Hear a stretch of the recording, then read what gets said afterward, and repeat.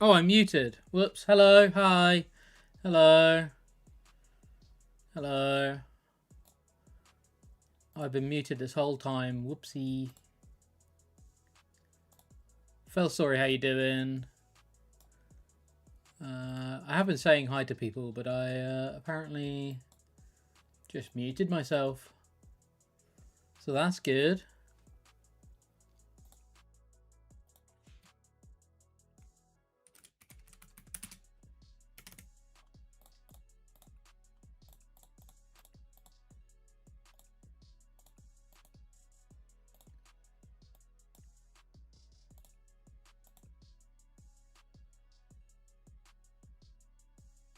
I'm shaking my PC lightweight so I sound off. Hello there. Hello, hello. How you doing? How you doing? Welcome in here, people. Let's open this list like this. Oh, I didn't see what we started at. I think we started at 1658.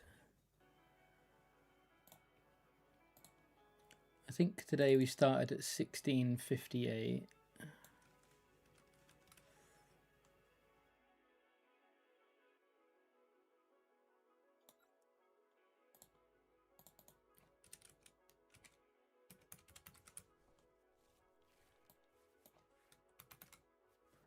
We had a bad day yesterday.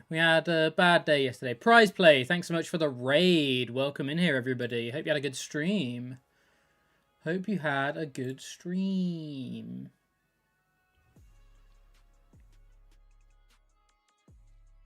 I appreciate the raid.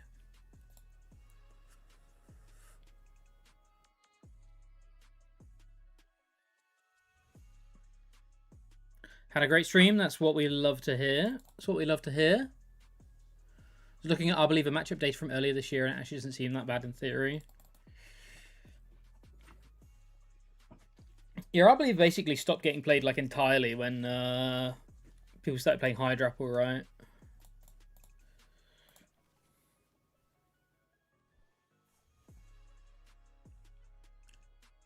I feel like it's your fault since you suggested. Absolutely not, Mr. The Colour. Absolutely not. Do not feel bad in any way, shape, or form, please, because it was not your fault at all. It was the deck's fault, if anything. Let's be real. It was the deck's fault, if anything.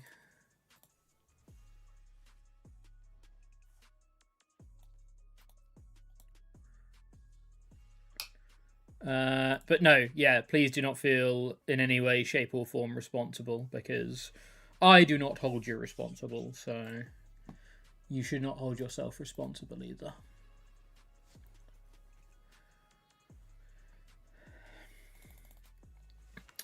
Yeah, so I've just copied. This is just the Tournament of Doom list. We might tweak it here and there, but yeah, just the Tournament of Doom list for now.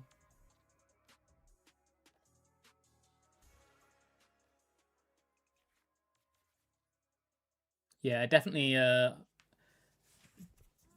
hit and miss for sure.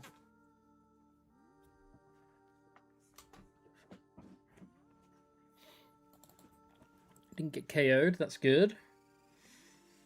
We are pretty all in on this teal dance. You love to see it. Don't you just love to see it?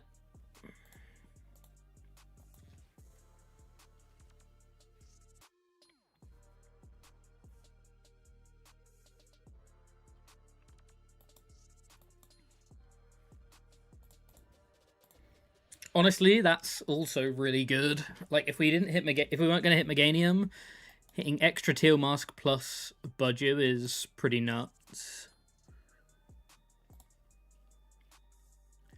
And we even hit Meganium anyway. 30, 60, 90, 21, 50. We could do 150. Or we could just item lock. I'd prefer item locking, I think. And making them take one.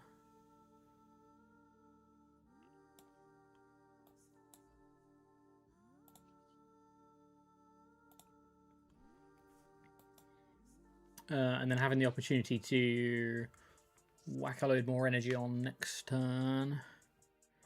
The real question is, do I want to utilize this forest right now and evolve up into Meganium? They'd need Energy Boss to KO the Meganium, which they could easily have. They'd need Lightning Energy Boss. They could easily have. They only play like 2 or 3. They only do like 3 Lightning Energy, I think, though. I think they're more likely to just bounce the Stadium. We can halfway house it by just evolving into the Bayleaf. But let's just evolve into the Meganium. And Itchy Pollen. Alright, let me do a little tweet saying we're live. Giving the tournament winning Arboliva deck.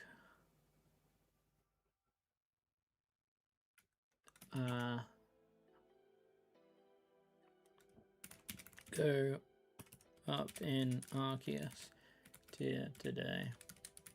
Come and hang out.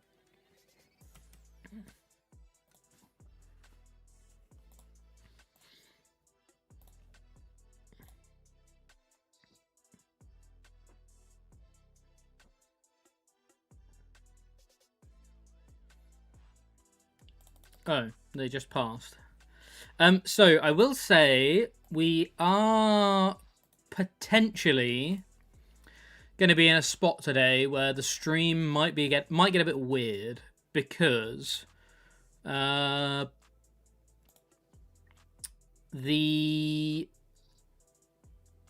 PCG Live is doing maintenance today, which could make things a bit weird. 30, 60, 91, 21, 51, 82, 10, 2, 42, 70. So we'd need to energy switch off to be able to KO this Kang. I think I just want to take boss. Pretty sure I just take boss and...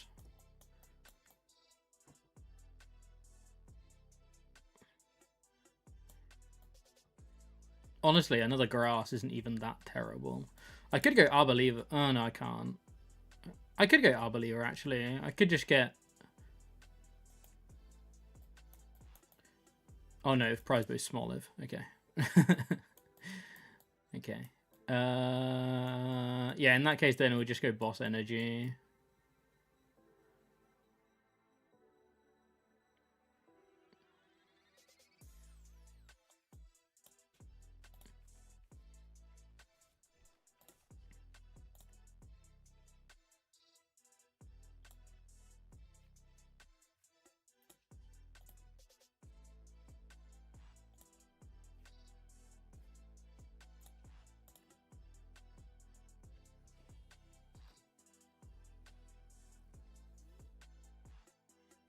I slightly adjusted the audio levels today, so let me know if they're still all good. They hopefully will be.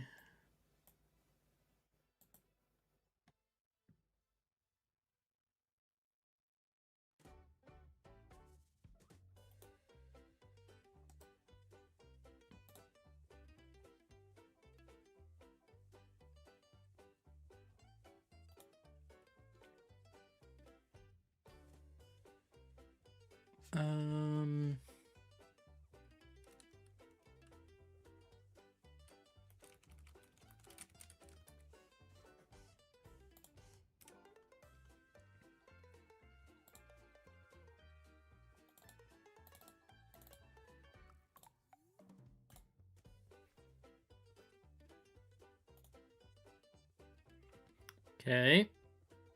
Looks like they are just straight up not here. 30, 60, 92, 21, 51, 80, 210, 240. So we can just boss this one.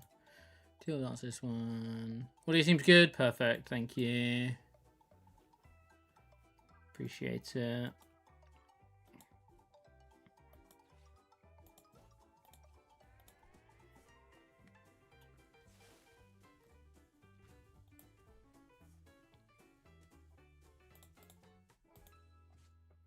Yeah, it just straight up seems like they are, they're not here.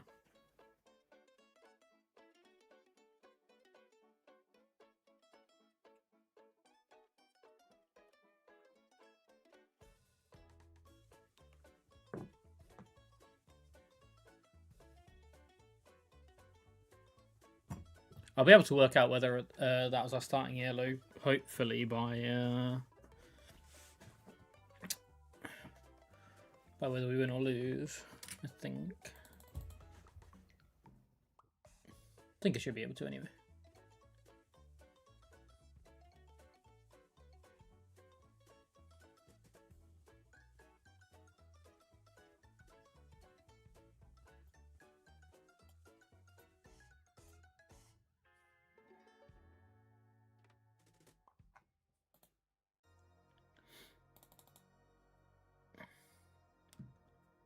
Okay, there we go. There we go.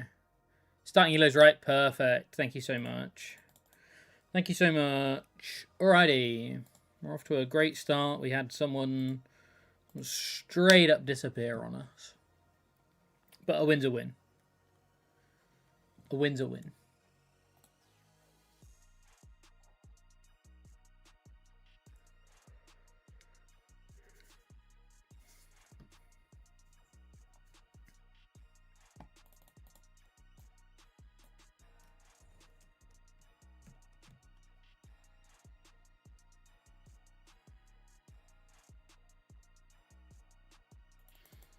They will go first. I think we want to be going first. I think we're going to go first deck.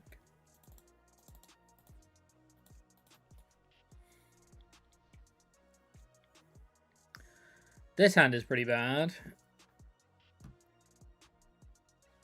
We're going to need a Teal Mask or a Meowth or a Supporter to weave our way out of this one, I think.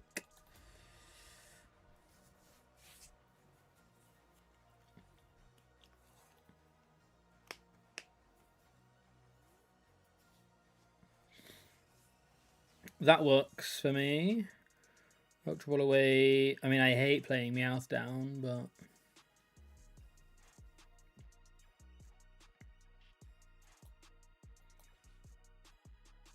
kind of got to... I'm also not a huge fan of getting rid of the Briar, but...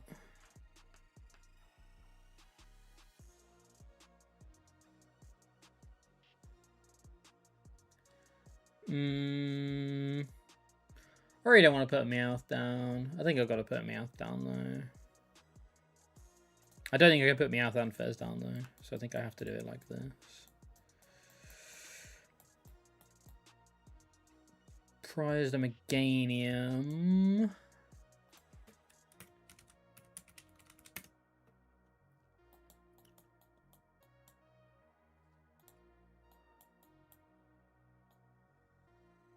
Got the Briar. Prized a Lily.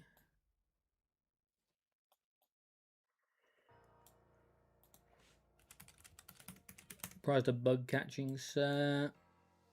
Prized an Ultra Ball. Prized a Forest. Prized an Energy.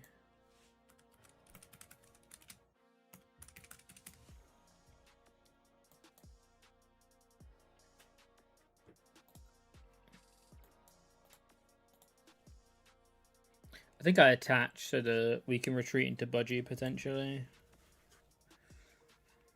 Don't like playing against Festival, against Lucario W, it hits way too hard.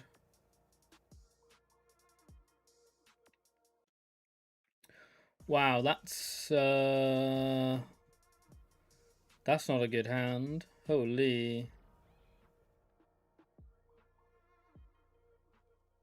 Holy.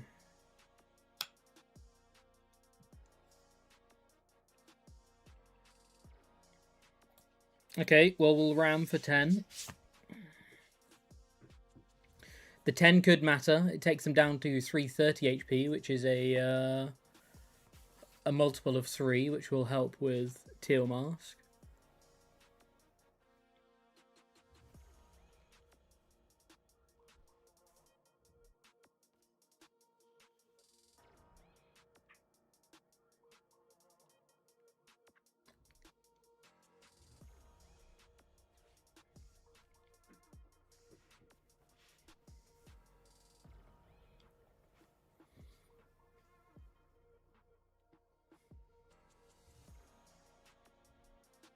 I mean, it's going to get awkward because they're more than likely going to be taking 3 prizes before we start doing anything.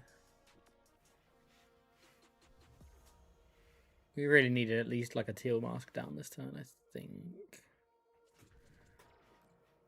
There's the aura jab.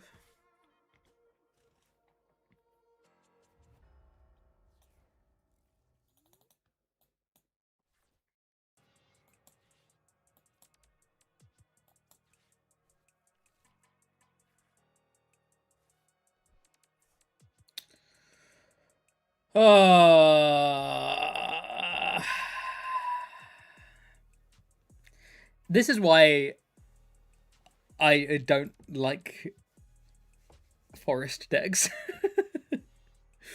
Holy.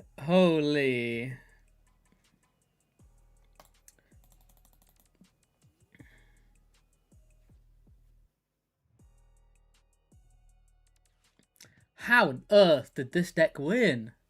What did it play against?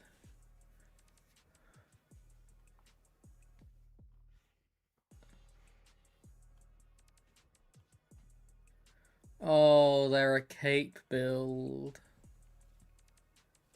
He judged me? I did nothing with a 7-card hand.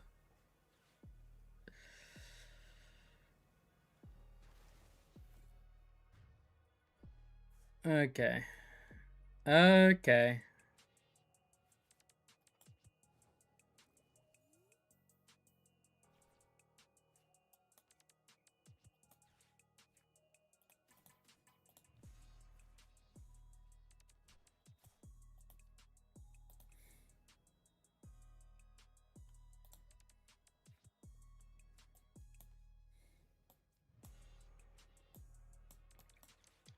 Okay.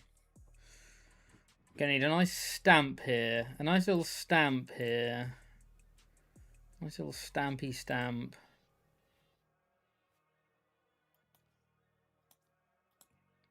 Nice little stampy stamp. Okay.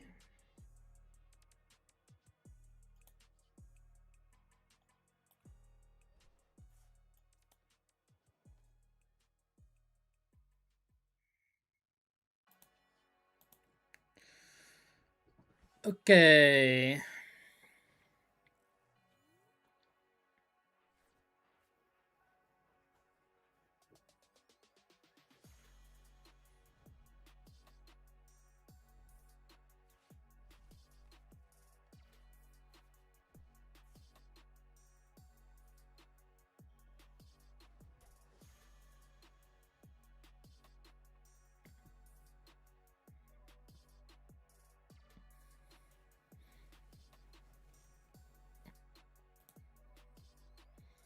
They did runaway draw. 60, 120, 240. No, yeah, 60, 120 with a second attach. Up to 240, 270, 300, 330. We're nowhere near. We are nowhere near. We are miles off.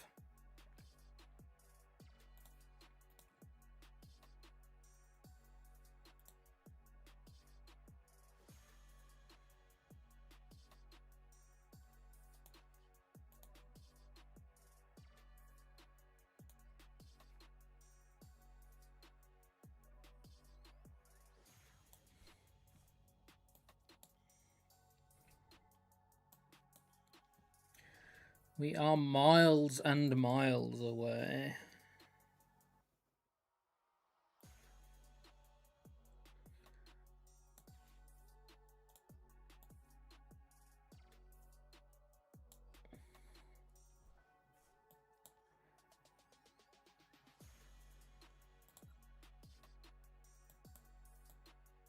We've used all of our lilies. Oh, this deck sucks.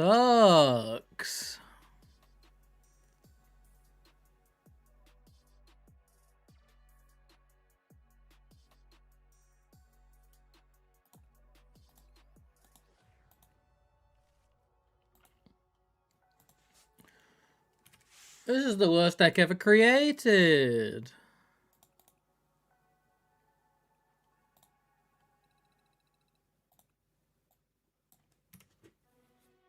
Let's try again.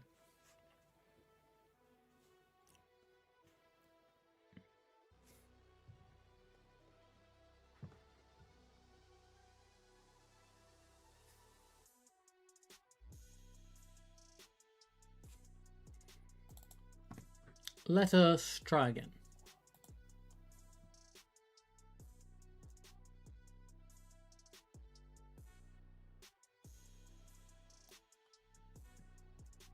But if it runs hot, I mean, yeah.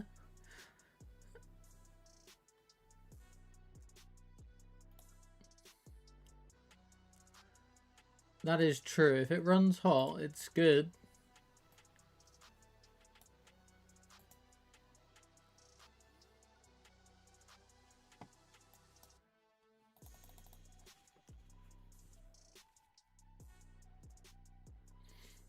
Dragapult. Okay, here's... This should be a test. This should be a test, right? Not that we needed a test, because the last game was a test of my patience.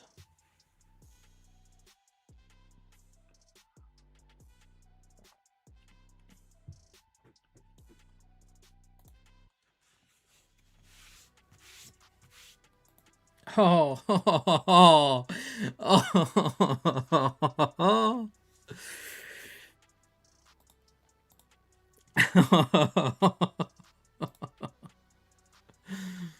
Okay.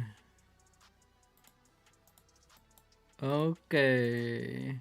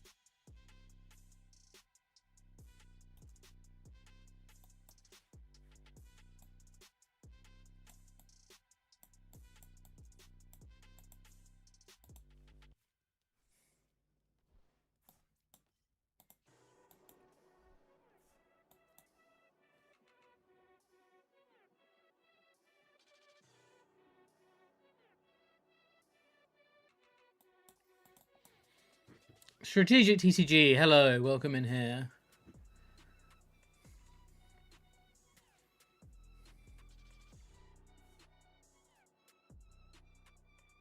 I love him, he just hates me. How you doing today, Strategic TCG? How you doing well?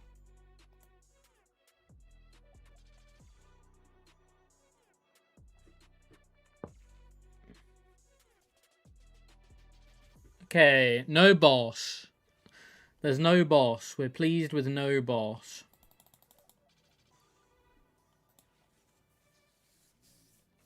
Hope you're having a good stream. I am, thank you. Starting with some Arboliva today.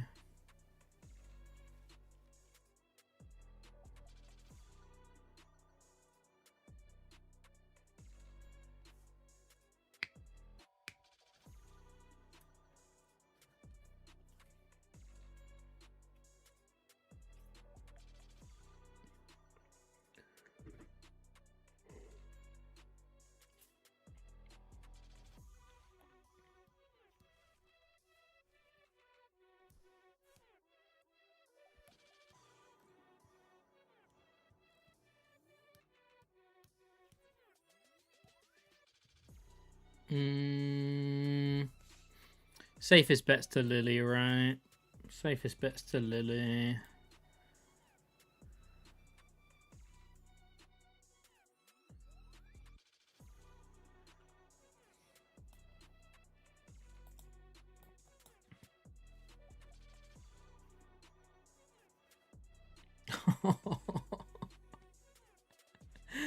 This deck is so bad.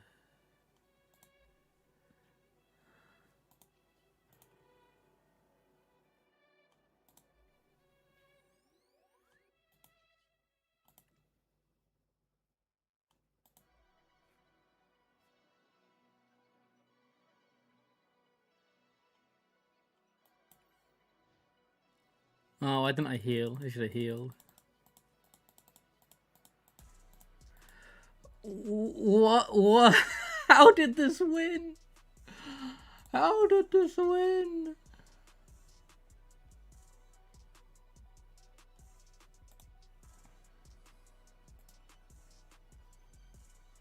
How did it win, chat?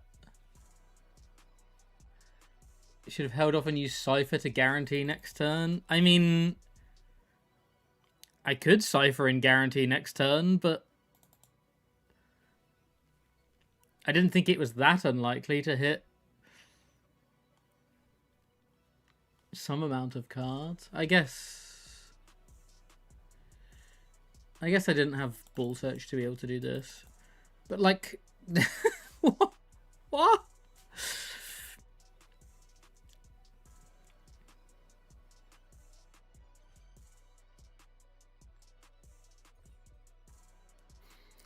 Could be having fun playing Yan Mega, but here we are. It's a grass deck. Kinda counts. Yo. Let's see where they're scared of. It has to be active, right? Yeah.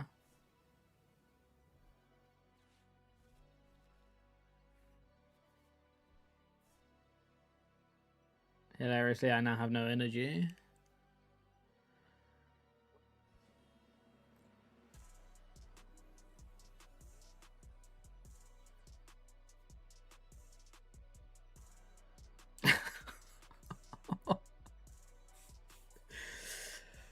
Oh, goodness me. So I have no energy, so I have to pass again.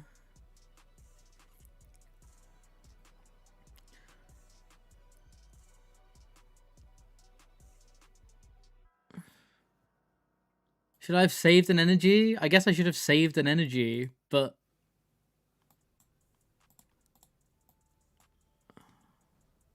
Yeah, I guess I should have saved an energy, right?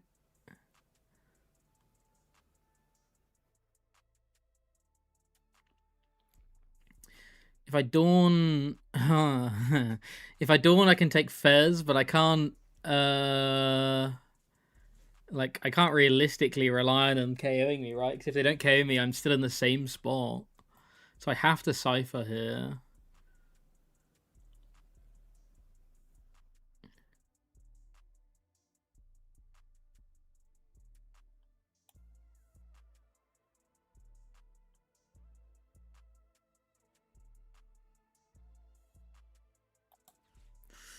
I have to Cypher here.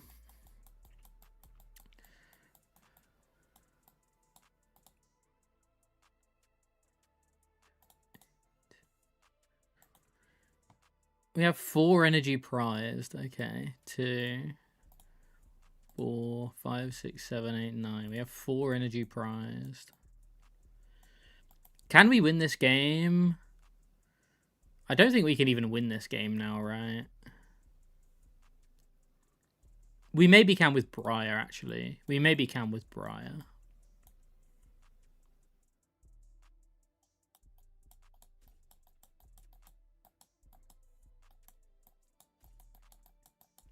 Oh, I didn't see what the second card was. The only card I really needed was the grass, though.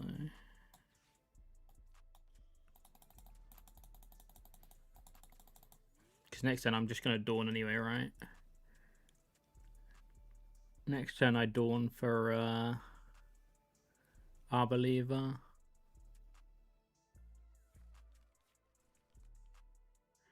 We can still win with KO one Prizer, KO Meowth,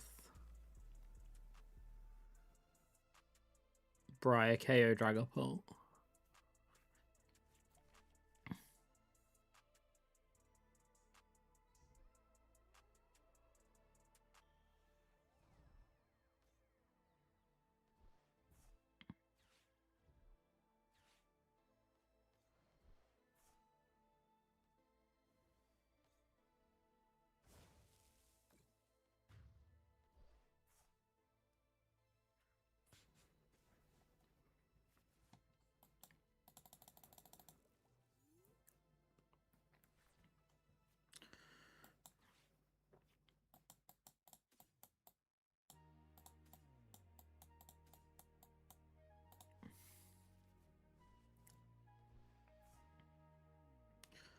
I want to hit an unfair stamp here, right? I want to hit unfair stamp.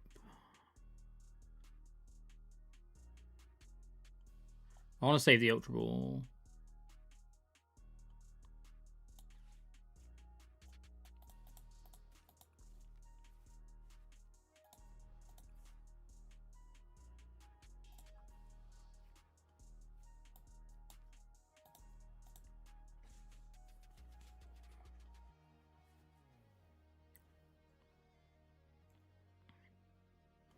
How many do we need if we have Meganium in play?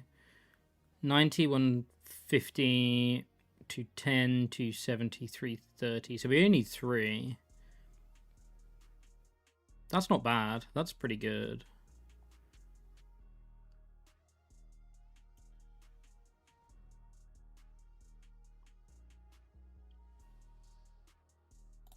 We can even get an extra energy on with the Stretcher here. Stretcher feels kind of weird, though. Stretcher feels weird. Because I really need to keep this Meganium around, right? So I think we don't Stretcher. When no player is struggling to find a deck in this format, is there any testing or deck selection advice anyone could offer up? Good question. What's our line here? 1, 2, 3. So we just take out the Moltres, force them to...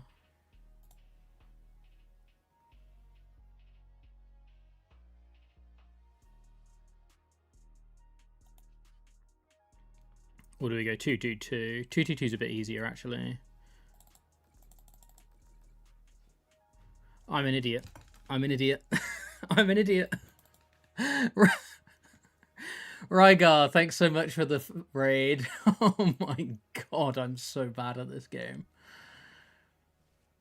Thanks so much for the raid. Welcome in here, everybody. Sorry I didn't catch that one as it happened.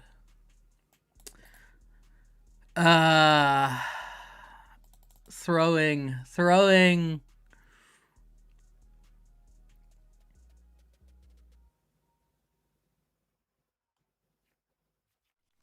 It's fine. We're playing into taking both of them out next turn. They're not going to evolve. Thanks so much for the raid. Welcome in here, everybody. Hope you had a good stream, Rygar. Is it Rygar? Am I saying that right? I hope I'm saying that right.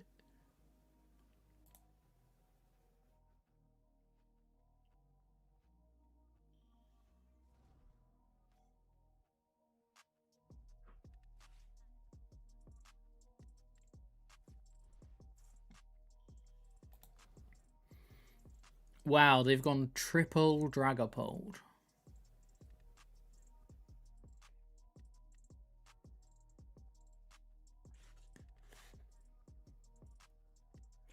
Yeah, I'm not switched on today, clearly. I need to wake up.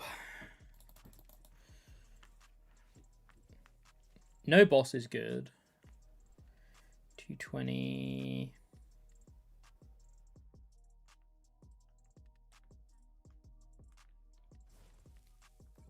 If we can boss, this is great, actually. There's our stamp that we were digging for last turn. Hee hee.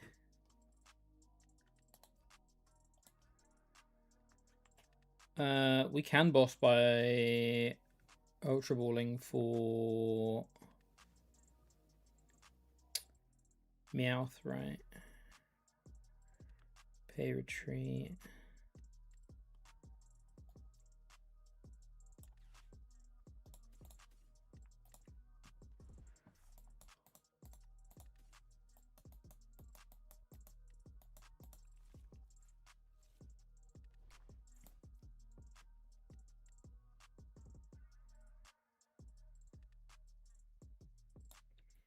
$30, $16, $90, $120, $150, $180, $240. No, $260. So we have enough with this, right?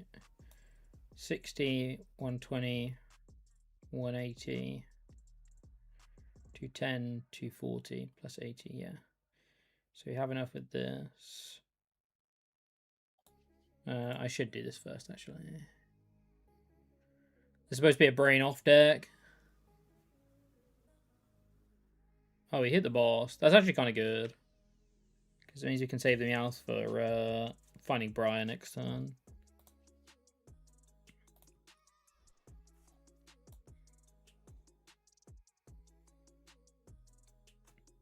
Oh, that means we don't use the boss now, which is also good.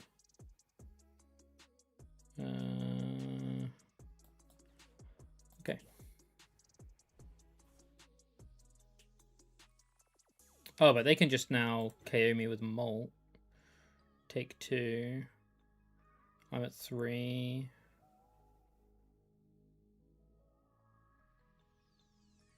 And they just boss KO this. We do have Stamp though. Yeah, actually this then plays into Stamp pretty well. Okay. So yeah, you're a new player struggling to find a deck in the format. Is there any testing or deck selection advice anyone could offer up? For me, if you're struggling to find a deck, I would find a deck that you enjoy playing, and I genuinely would just stick with it. I wouldn't try and like dot around too much to try and improve. It also depends very much on what you're looking for. Are you looking for a deck to just have fun with, or are you looking for a deck to Are you looking for a deck to just have fun with? Are you looking for a deck to try and win tournaments with? It very much depends on like what your goals are. That's probably question 1 actually. Do you have any recommendations for the best coaches on Metafy? Looking to prepare for Baltimore Regionals playing Dragapult. I don't have any recommendations for the best coaches on Metafy, no. I haven't used any Metafy coaching, so I can't say I have any that I can like say, hey, this person's really good from personal experience. But some of the best. Holy, oh wait, no, we didn't win. We very much didn't win. I was like, wait, we won. We didn't win. We definitely didn't win.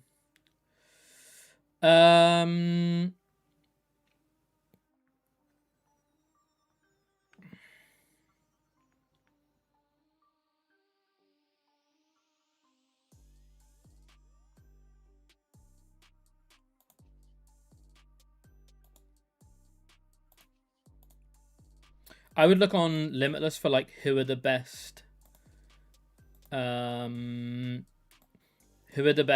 like Dragapult players over the past few months, and from there you can see like which ones of them do coaching. That's probably what I would recommend.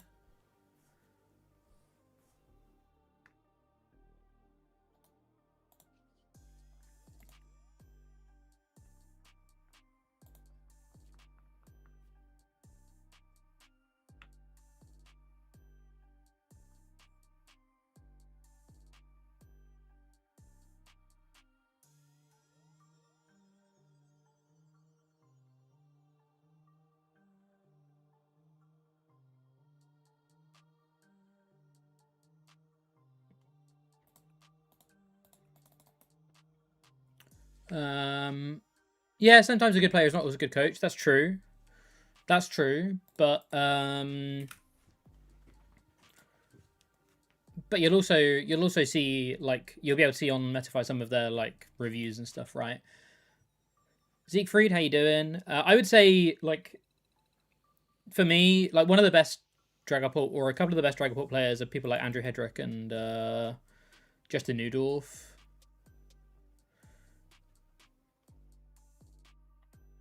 So I'd probably look at Hedrick and Newdorf. Concede was the correct choice. Yeah, I don't know whether I'm interested to see how good our win rate is today because I clearly am not switched on. So yeah, Hedrick and Justin Newdorf are both people I would definitely recommend taking a look at because they've had success with Dragapult recently. What's your take on Crustle right now, having a tough time with the hide and sneak deck? I think Crustle is not in a great spot because there's quite a few like there's quite a few decent one prizer decks. There's quite a few like I don't necessarily know what it's like auto wins are, which is generally when you want a good like when you want to play Crustle is when like there's a field of a lot of auto wins, I feel. And I don't really feel like we're in that kind of format right now. So I'm not too hot on Crustle. And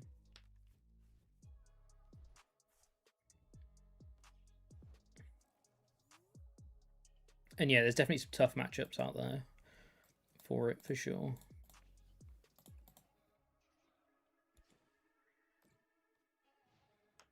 I don't really like Metafy just because they're also competitors. Metafy's, yeah, I understand that.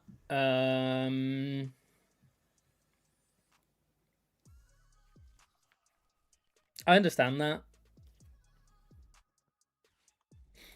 I think there are some people that that do it ethically though. I understand the non-ethics of it.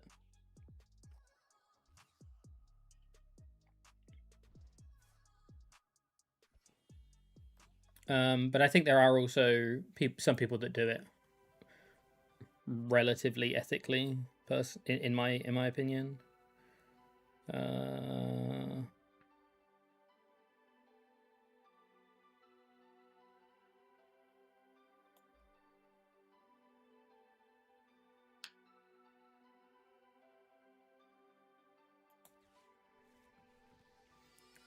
You play Slowking, but you can't find the slows anywhere. Slowking's a choice. I like Slowking.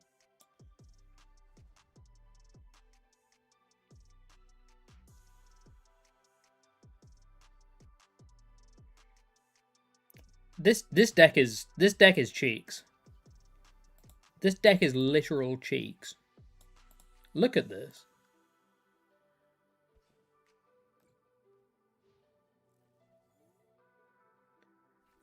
You've seen a lot of content that is super unethical. I agree. I agree that there is some content that I think is pretty unethical as well. Not naming names, or not calling any content out in particular, because it is a personal opinion. That being said, that's also like supply and demand in a way, right? If people are going to buy unethical content, people are going to pay for people are going to create unethical content.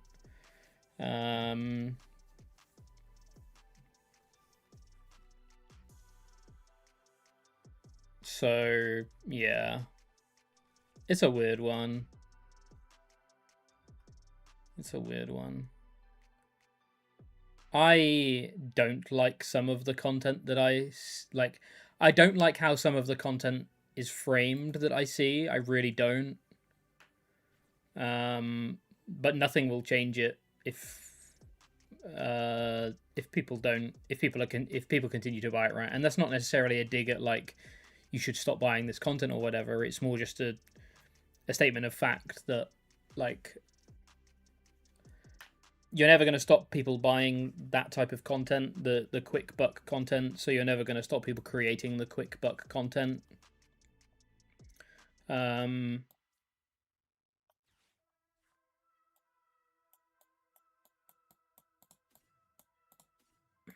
think we do it like this. So we get to Teal Mask into that, draw an extra card.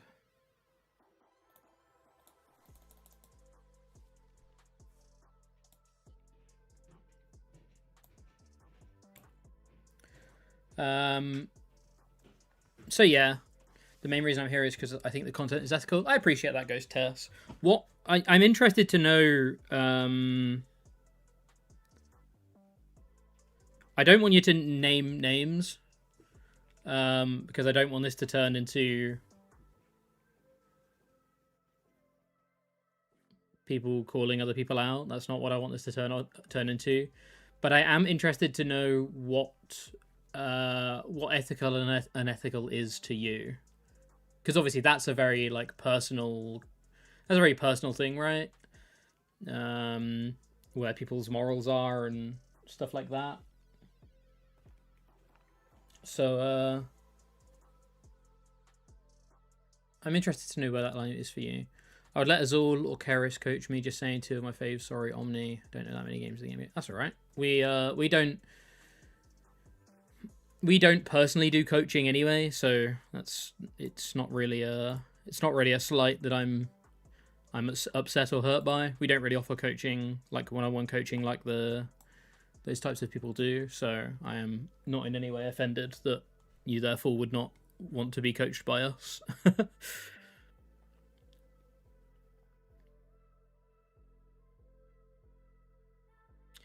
I think I am going to hit this budgie and then get stamped.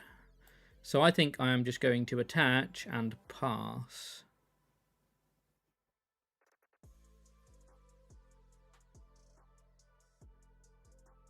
What are we doing next turn? Well, we could find anything off of this Steel Dance next turn, so let's not think like that. I think we're not meant to take the bait of hitting into the budgie and getting stamped and losing.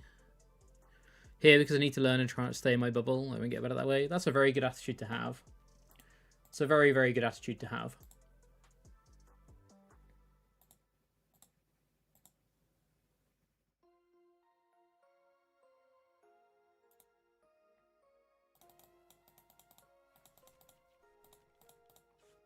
I think you can do Metafy ethically.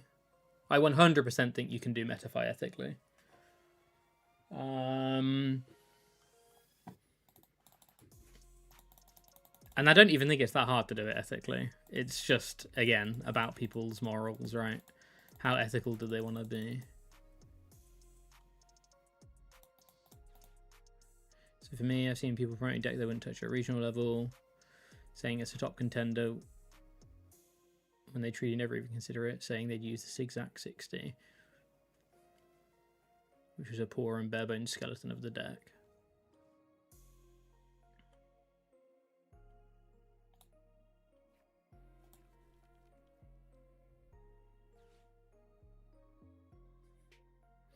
Yeah, so that's definitely unethical. That's definitely unethical.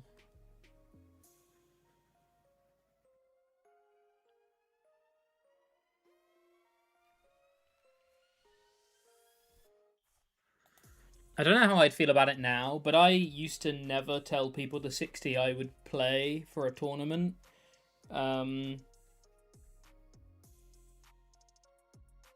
Back when we were, like, not more popular than we are now, but, like, back when we were at, like, the peak of our popularity or whatever, I would very rarely tell people what I was, like, the 60 I was playing. Partly out of a, like, I don't want people to know what I'm playing angle. Because tournaments were way smaller then, so it was like now that aspect wouldn't bother me at all, people knowing what I'm playing, because tournaments are so big, the likelihood of someone like viewing what I'm going to play before a tournament is so much less likely. So that doesn't bother me now at all. I don't like the thought of leading someone to play a specific 60 if I don't know for sure whether it's like a good 60 or not, though. I can trust myself with it, but, you know, that's something that doesn't sit well with me, personally.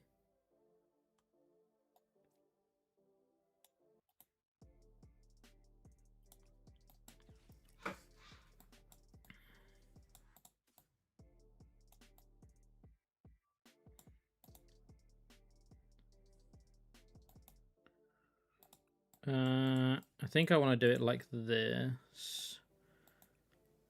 No, I kind of need Teal Mask, actually. Kind of need Teal Mask. We do it this way around. We stretch it for the Bayleaf, evolve all the way up.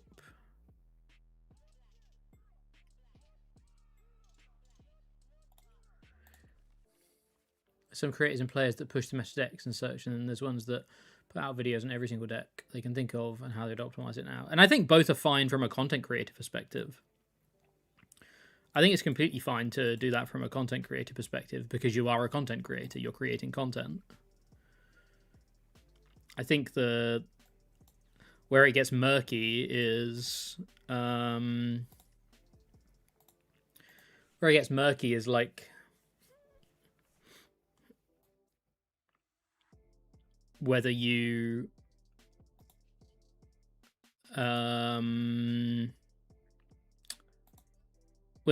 make the content for the content's sake, or whether you make the content for the purpose of like, I don't know. It's like I guess it depends on like the disingenuous thing, right?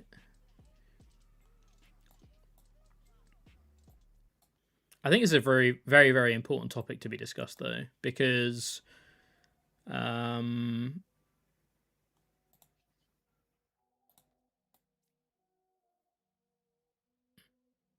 think it's a very important topic to be discussed. Because we should be aspiring to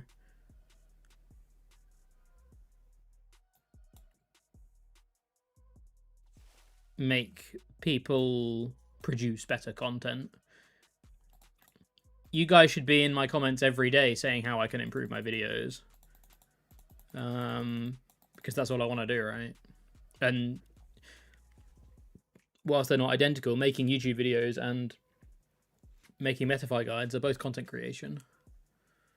I think it's the difference in the content by marketing it as this deck is broken and this deck has potential worth looking at.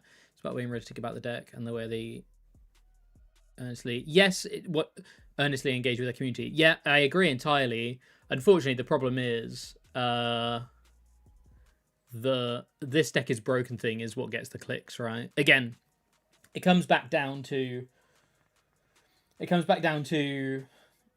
supply and demand, in that if people never clicked on the video that said this deck is broken or bought the guide that said this deck is broken, then it wouldn't work. But the problem is people do click on it, and therefore it does work. I don't mind people telling the exact 60 usually, but at the moment I'm on Slow King, which is kind of defined by which attackers you might use. Yeah, so you might want to share, you might not want to share the specific attackers for sure.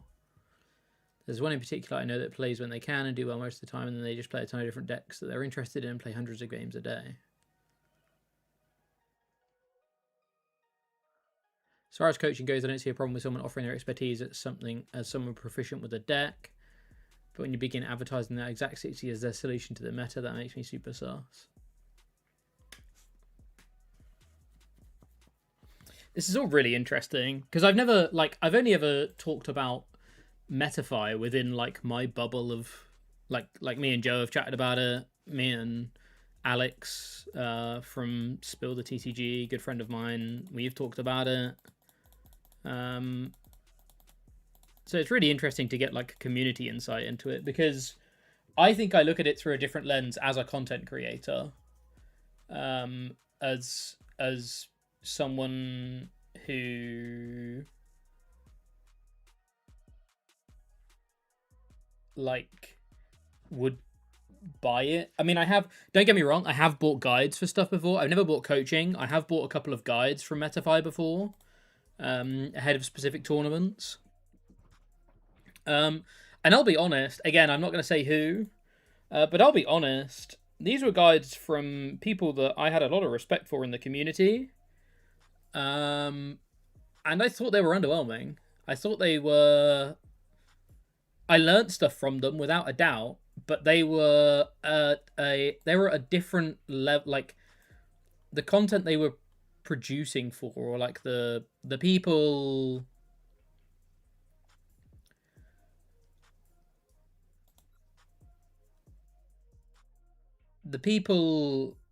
that I bought the guides from were aiming the content at someone other than me. And that's another thing. Like, the other thing with guides is you have no idea what you're getting until you buy it. yes, you can see like the little bit of a preview, right? But you don't know what you're getting until you buy it.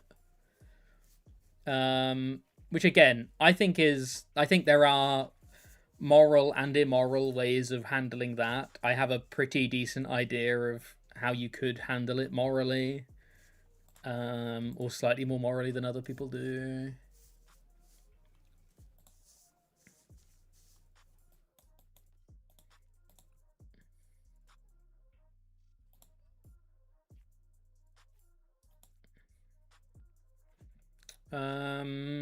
Do I want to go for the bug catching set here?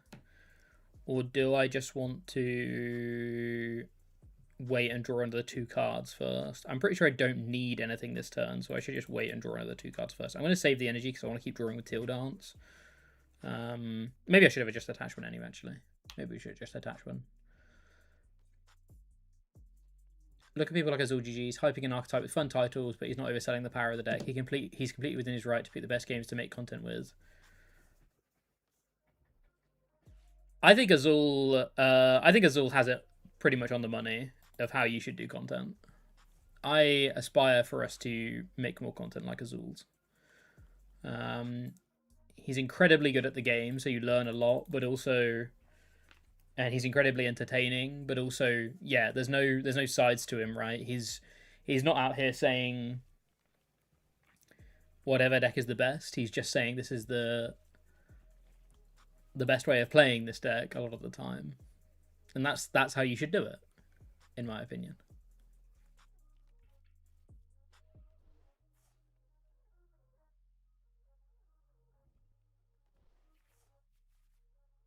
Massively agree. Some of the guides are very lazy put together, and there's really no way to know. Yeah. Frankly, I don't think most decks need specific coaching guide or guides unless it's something to do with post-event reflection on the builds or on part of the only decks with build diversity.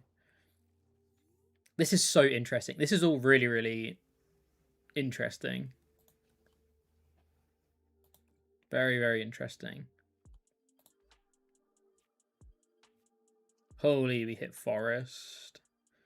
I was actually going to say I think I misplayed here because I should have Meowthed for... I should have Bug Catching set and then Meowthed for Cypher. But now we've hit Forest, we can do it with Dawn. So it means I can carry on doing this.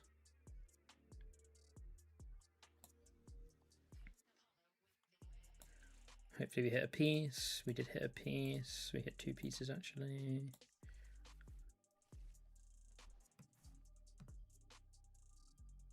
So now I'm just Arbolivering this.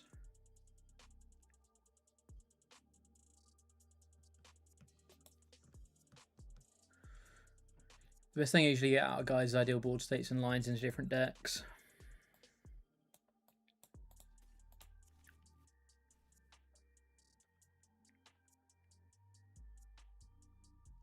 What? Oh, this is so interesting. So I don't know how to do a how can I do a show of hands? Show of hands, chat. Show of hands. Who's bought guides before?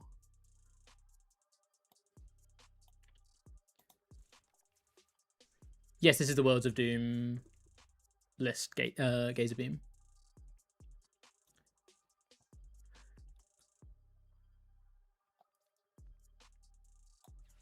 And more importantly, if you have bought a guide, was it worth it? Did you get value from it? If you haven't bought a guide, what would make not necessarily what would make you buy a guide, but like what well, I guess the question is what would make you buy a guide, but not in a sense of like what value would you want from a guide? What would make a guide valuable to you?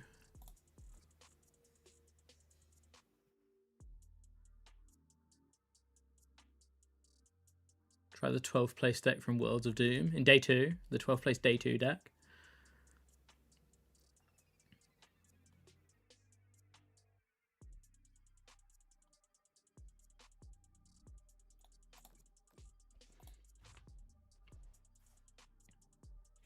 Because I, in my head, have a pretty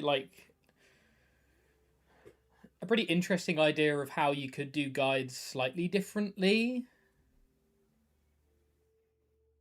and try and make them more valuable.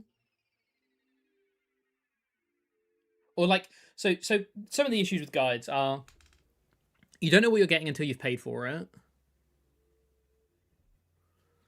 and you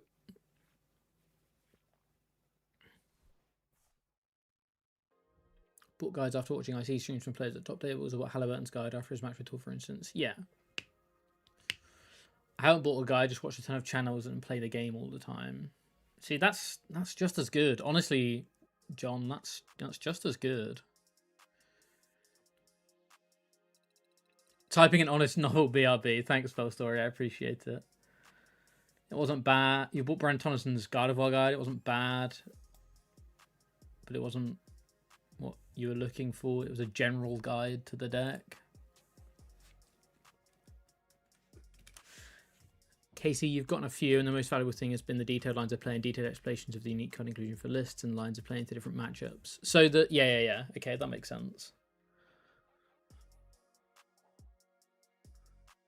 It's helped a lot for me for someone who doesn't have a lot of time to test. Yeah, so that's where I think that to me is where I think there is value from guides. I think guides accelerate your early portion of testing massively. I think they accelerate your early portion of testing massively. I keep forgetting to record these games.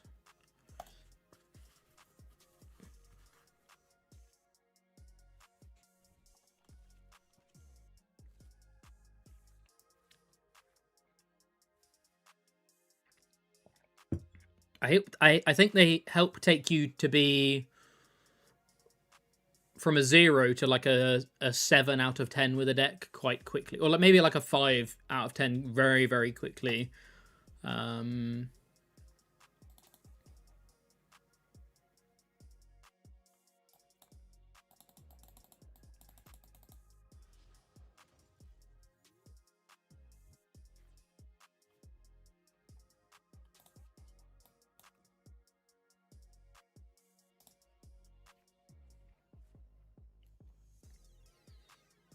Got no idea how on earth we're beating Mega Excadrill, but we'll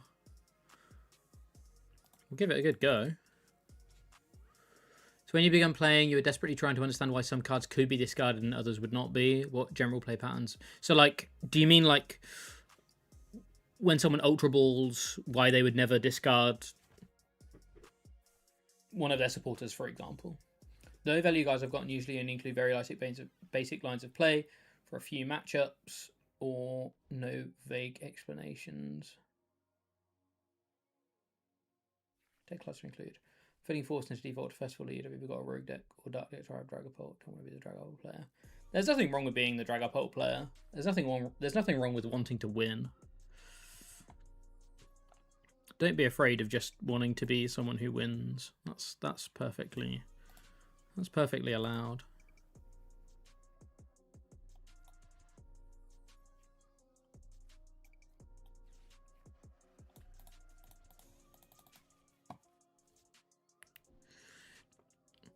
I think I'm just bossing the Drillbur, right?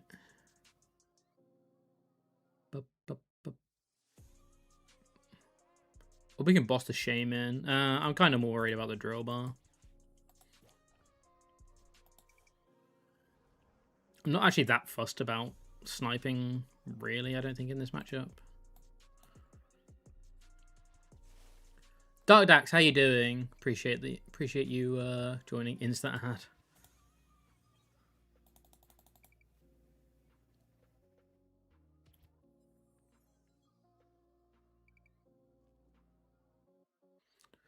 Or decide you're playing Pult to Baltimore. I've been playing Pult on and off since it first came out. It wasn't even good. Found it hard to know what would be important and what wasn't, how I could plan for if it was, but I had to go. Yeah, okay.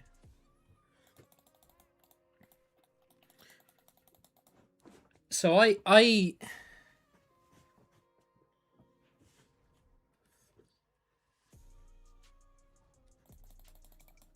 Yeah, I get what you're saying about the guide stuff.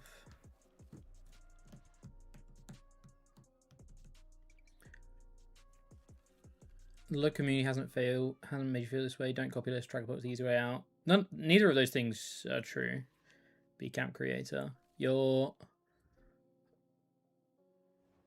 more than it's more than it's completely fine to copy lists because the lists are successful for a reason.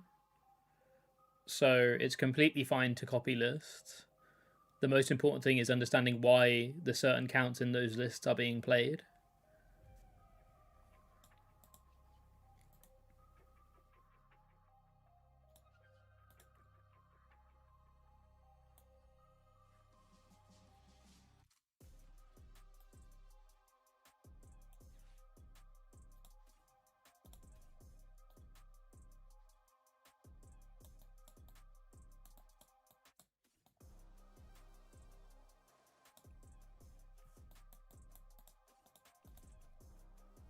So you're saying if I pay for a sub with Omnipoke, I get to support my favourite streamer and skip ads. You do indeed, Dark Dax. That's true.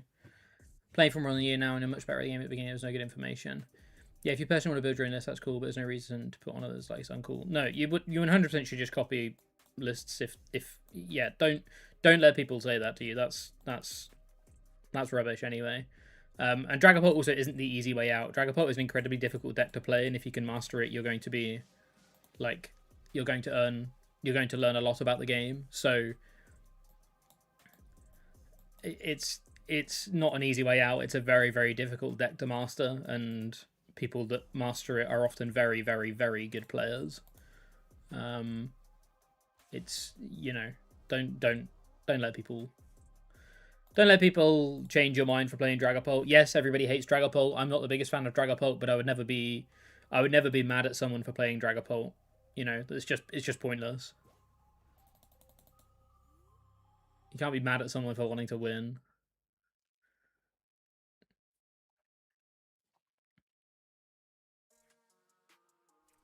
It's not true. Very good players run that deck very well because it has everything you need. It's a broken deck. It's a very, very good deck, but also it's a very, very very, very difficult deck to master. So find playing the good decks. It's been a rough first couple of games, Mr. Soda King.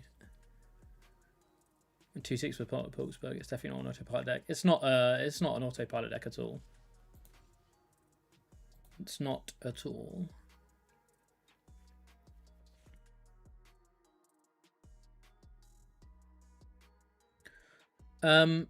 So yeah, back to Metafy. So yeah, you can do it ethically, you can do it unethically. The big issue I'll look at that list now. Hold on, let me look at that list now. Oh, it's Gazer Beams. Interesting. I think I actually did look at this list yesterday. Legacy. You trolled. You troll.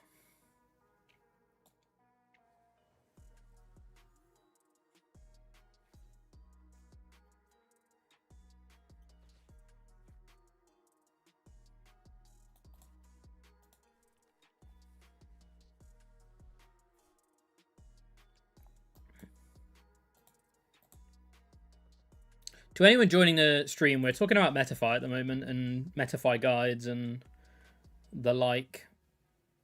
What makes a good Metafy guide? What makes a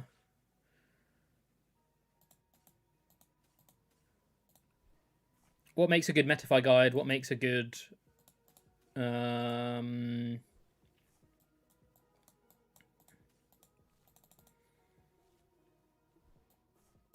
guide in general? I like when Metafy guides are free. Does this? No.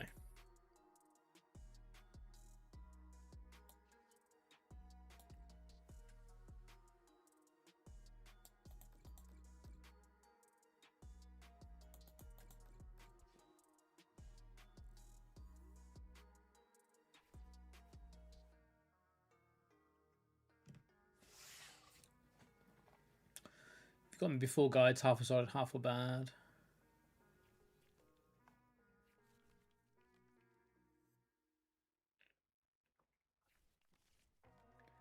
Yeah, to people just joining, like I say, we're talking about Metafy guides. We're talking about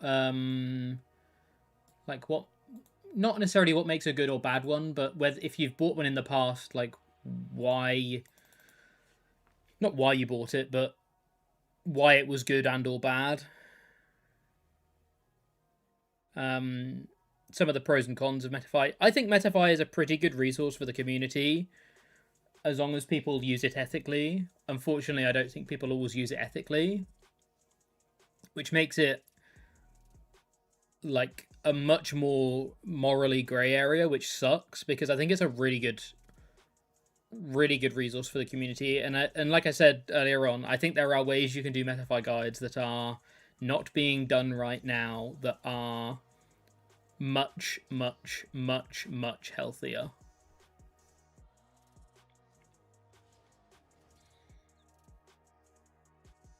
There's ways of doing them that are way healthier, I think.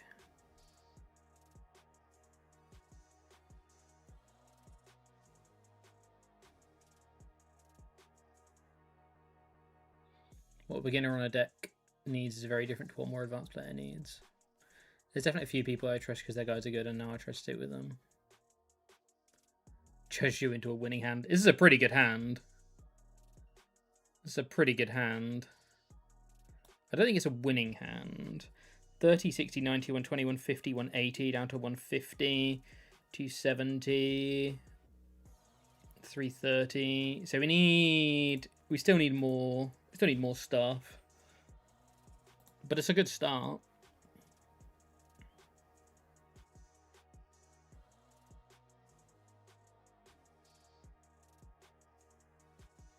$30, 60, 90, 120, 150, 180, 210, 240, 360, 330. We're 30 short. With 30 short. How many energy have they gone through? They've gone through 8. I'm pretty sure I just boss and make them have it. Make them hit 4.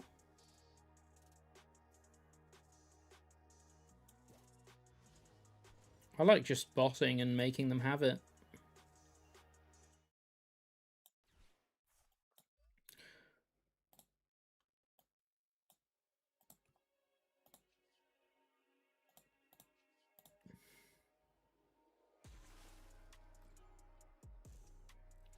Got them because I needed further guidance on a deck and enjoyed and wanted to know more ins and outs. Help me understand not every great player is a great teacher.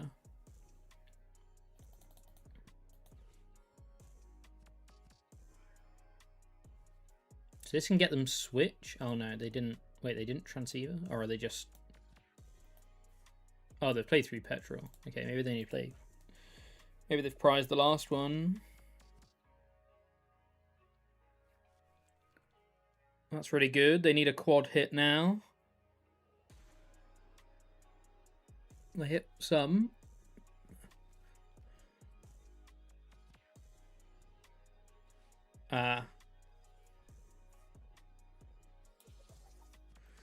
Nice.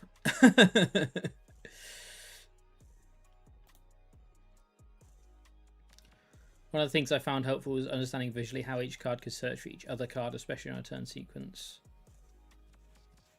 Most effectively. That's interesting.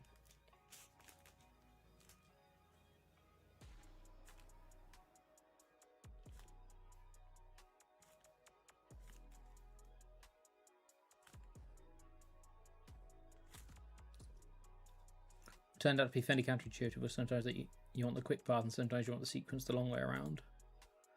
Out of Raging Bolt, Manager himself, Festival and Slowking, which is the top 2 in the meta.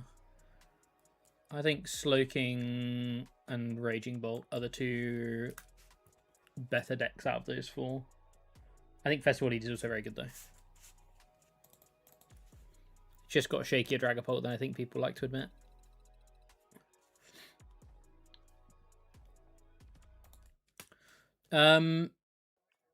So yeah, you can do Metafy ethically, you can do Metafy unethically. There's a lot of gaps in the market for Metafy, I think, that no one's taking advantage of, that I think are pretty interesting. Not all good Pokemon players are good teachers, and not all teachers are good Pokemon players necessarily.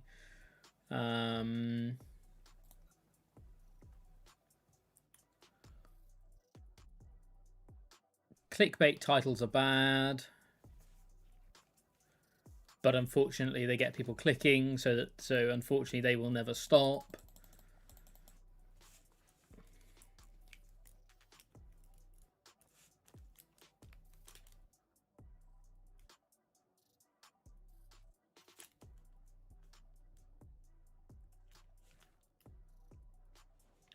Coach a high school basketball and I've known too many coaches who are former all-star high school players, so I can't coach. Yeah, exactly.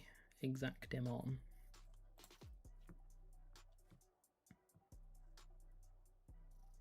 Do I want to Ultra Ball for anything? Could Ultra Ball for... I don't really want to Ultra Ball for anything, I don't think. Could Ultra Ball for Budgie, I guess, but we can do that with Dawn. Could Ultra Ball for Smoliv. Discard Dawn and Ultra Ball for Smoliv. Evolve into Dolive, then we just need to hit... Well, we still need to hit quite a lot off the back of what will probably be an item-locked Lily. I think that's worth it.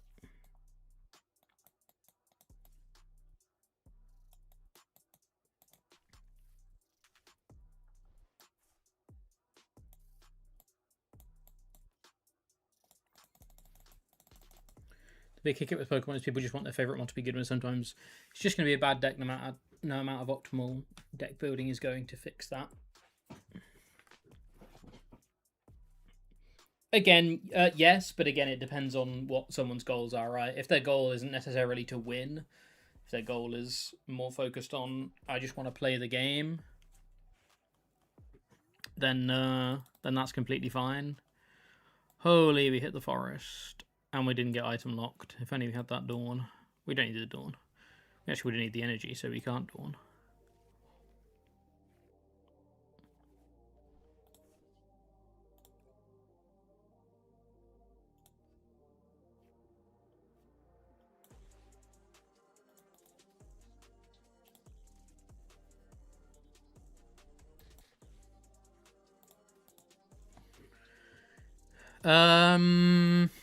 Right. Am I carrying the Arboliva? Am I carrying the Torchic here?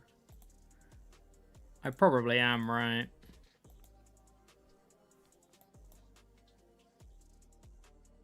Or am I carrying Dreepy?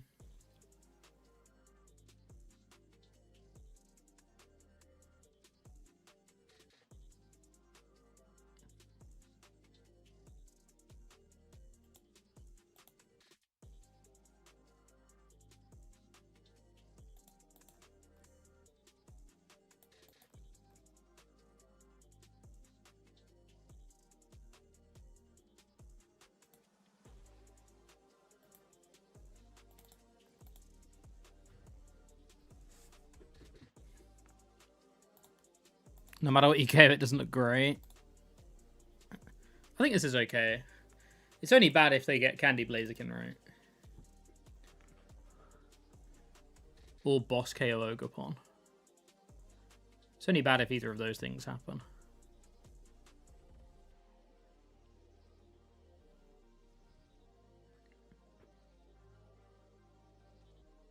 Clickbait is going to capitalize on that section of the casual market viewers. Yeah. There's Jack loading up the Yan Mega collection. I still don't have a list to play. If only I had a list, huh?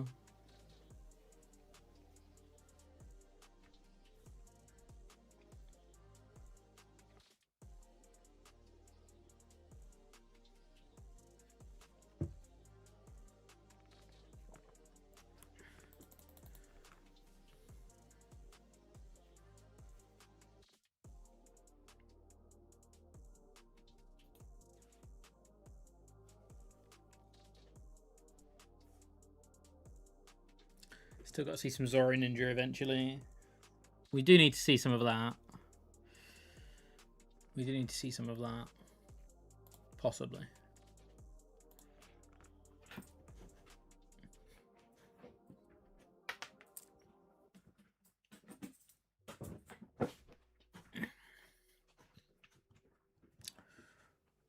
This room is so small. I have to move my webcam to be able to. I have to move my green screen to be able to take my jacket off. So I have to turn my webcam off every time.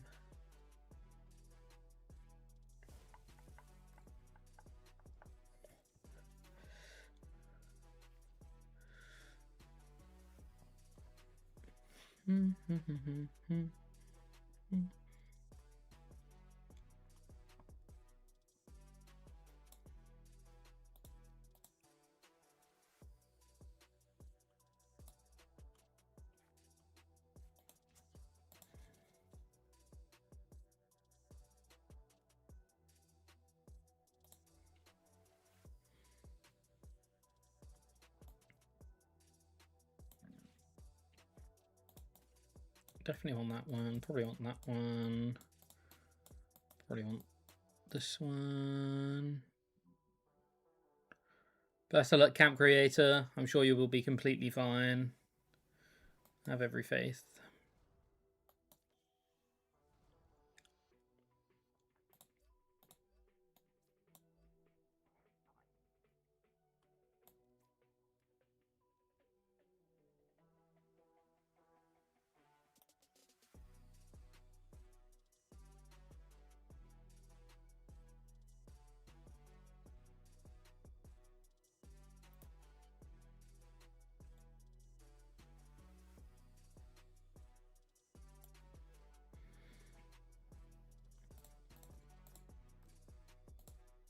Wherever I put this 20, it's getting moved back over to me, right? So I might as well just put it on the combustion and not let it get moved back over to me.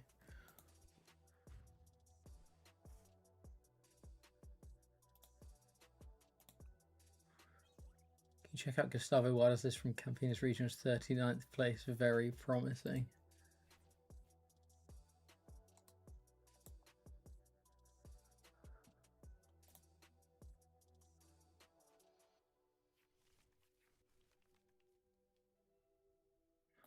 I can't believe Wada played Yan Mega. Oh god. Oh goodness me.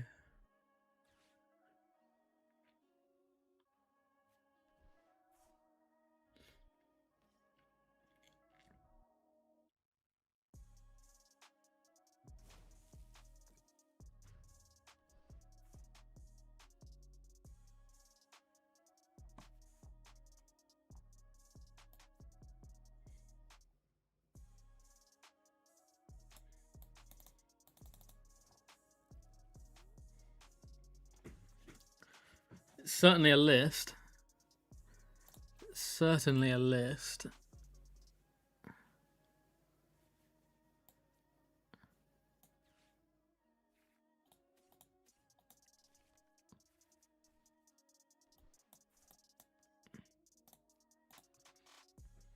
I'll just see my favorite streamer player list. My favorite Pokemon built by my favorite player.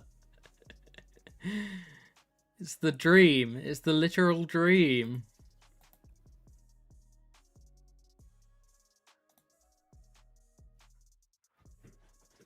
There's not even any... This is a perfect order list. We must be able to find a...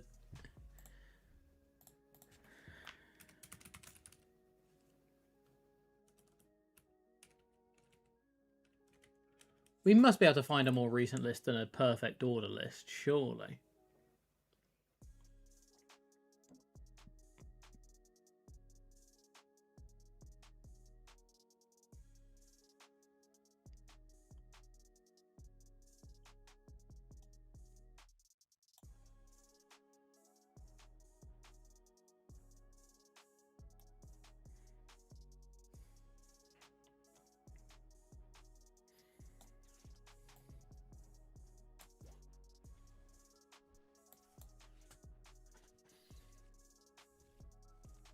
Add some dark bells and call it new and improved.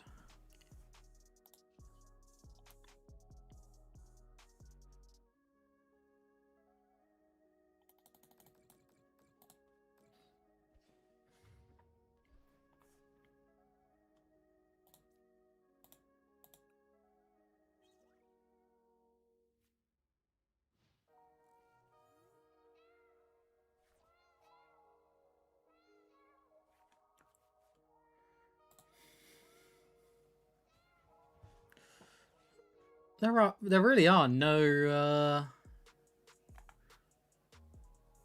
more recent Yan Mega lists. That surprises me. That surprises me.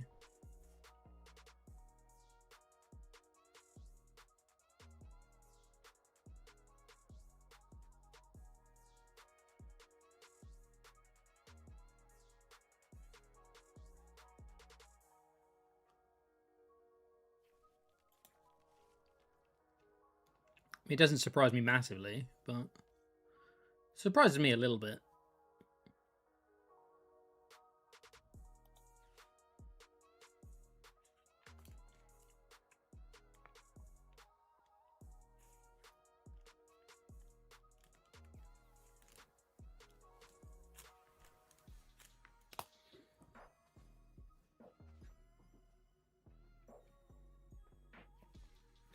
Another interesting part about Metafy is the communities, right? The communities are... I think the communities are a little bit more...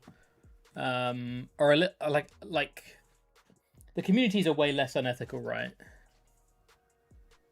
Again, not all guides on Metafy are unethical, but...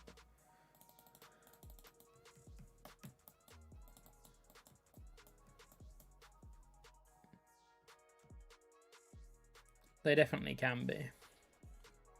Do you have Briar in the deck? I don't remember. If we do, we've won. If we don't, we've lost. There's the Arboliva list. This is the list that won the Tournament of Doom Day 2 on Sunday.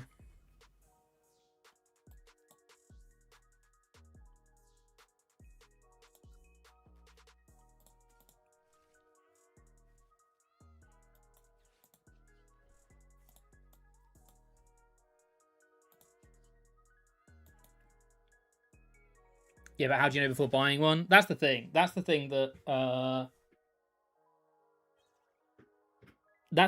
I think is interesting about, or like, that's one of the interesting things about Metafy, right? Is that there is no tribe, not a try before you buy thing, but like, you don't know what you're buying. You only see the free guide part. You need a way, like, if the Metafy has an AI slop logo, I know it's going to be good.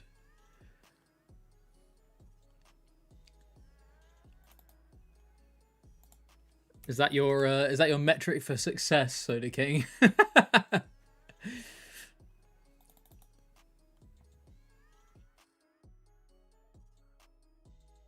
That indicates they've put work into it. As opposed to just a fan of words and some text.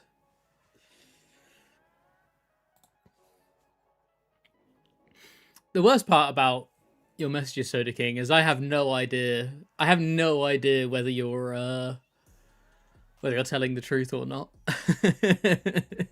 You might genuinely start scrolling and look for the AI slot ones for all I know.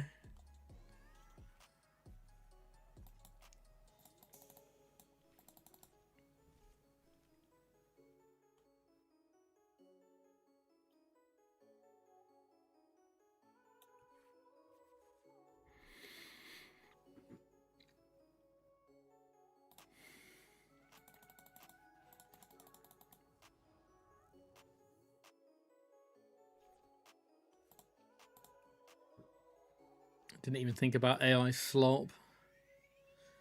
Absolute slop.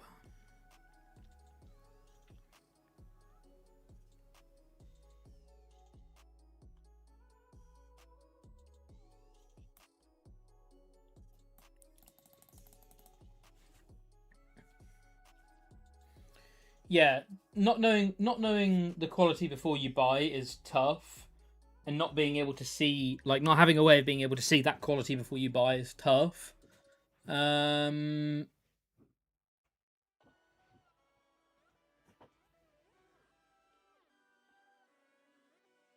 the community, like I say, the communities I think are a little bit better, but that's because they're generally a little bit cheaper. Uh,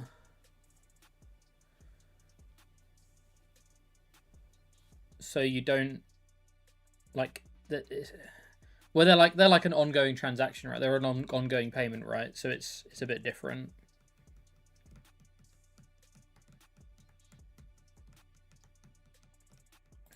I think I do one. There's lots of ways we can figure out this hand based on drawing one. I think the safest option is just a boss, right? Safest option is to boss.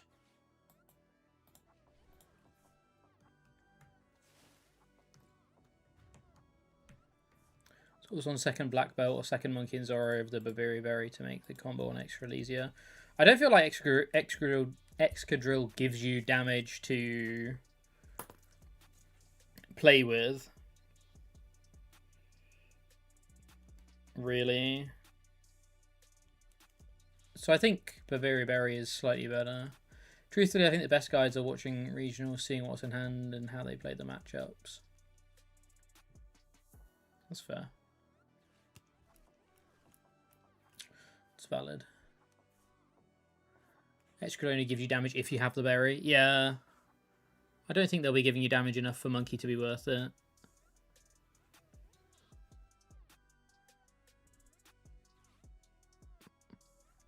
I think one of the only things you can do in that matchup is just play Barbarian Berry. I don't think anything else feels as smooth. Yoshihiko's using Team Rocket's Venture Bomb. Okay.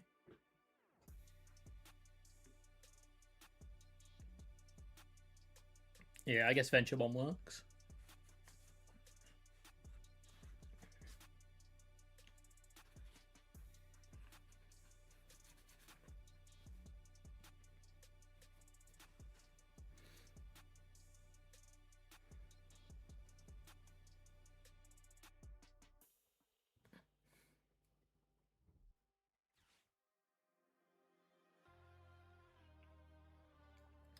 One of that I try is doing my best to predict what the pros would do on their turn. Since they're the better players, I expect to get a lot wrong. The more I get right, the better I think you do. Yeah, that's another good way of doing it.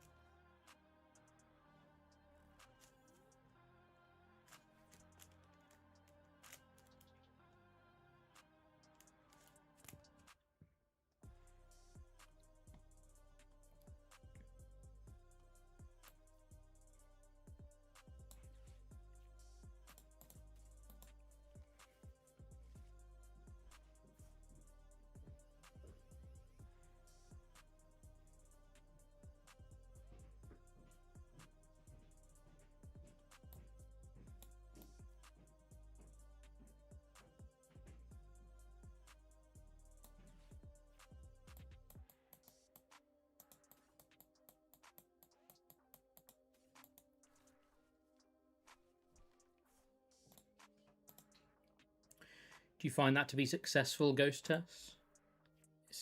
It feels like it's a pretty successful mentality to have. Oh, I'm actually out of energy here. I'm actually out of energy here.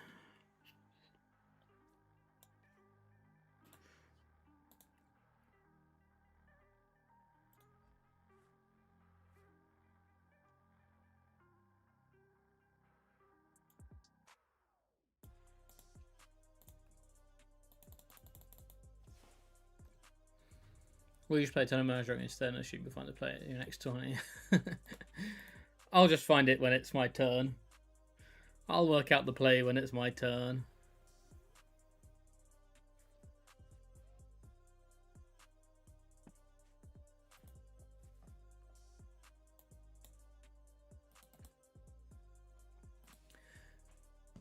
if people aren't necessarily haven't bought too many guides, are you in very many Metafy communities like that have access to posts like that?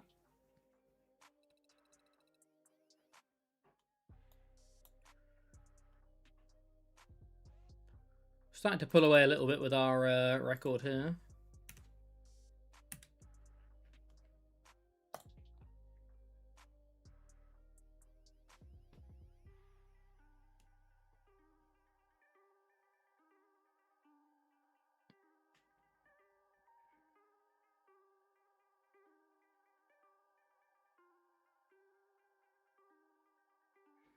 Been pretty successful. Modeled learning theory of driving hazard perception training, something your psych teacher developed here in Australia. Nice, interesting.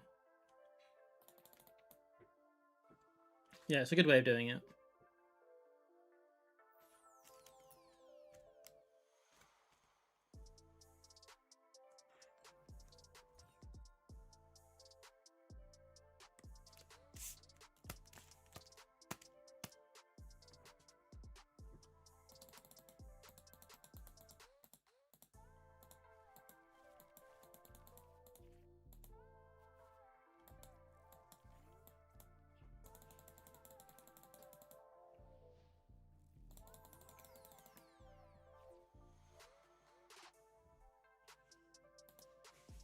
Another shaman. Feels like everyone's starting to put shaman in now.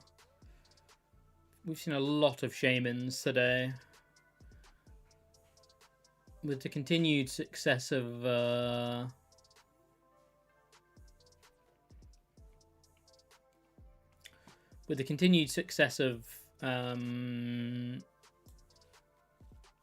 Slowking, plus this deck now doing well. I can see why Shaman's becoming more and more popular.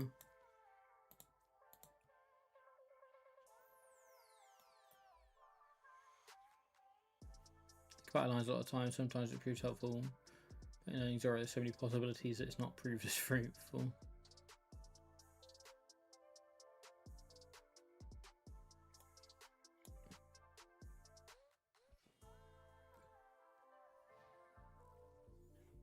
Yeah, I appreciate all of the like I say, me and Joe, or like I've chatted with Joe and Alex and a couple of other people.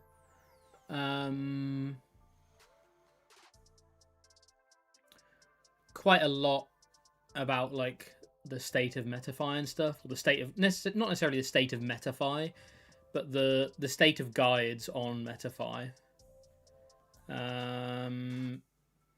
Talked about it quite a lot with them in the past. It's always an interesting conversation, but it's very insightful, like having you guys chat about what is important to you guide wise. For a couple of reasons.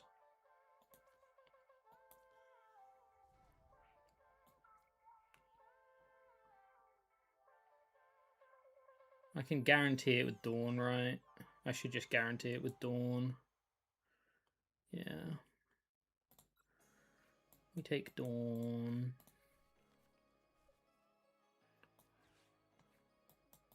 And we get to do this then as well.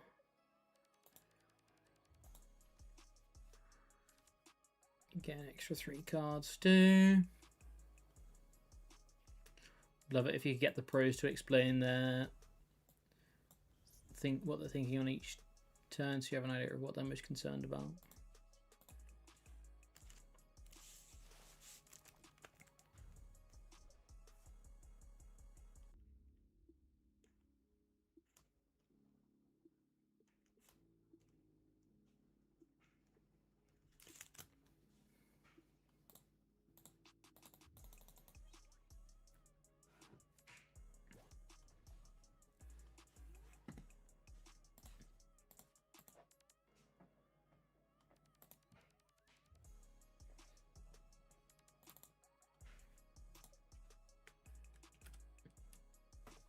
Alrighty, we're 6 and 3. We're like I say, starting to pull away now from the losses.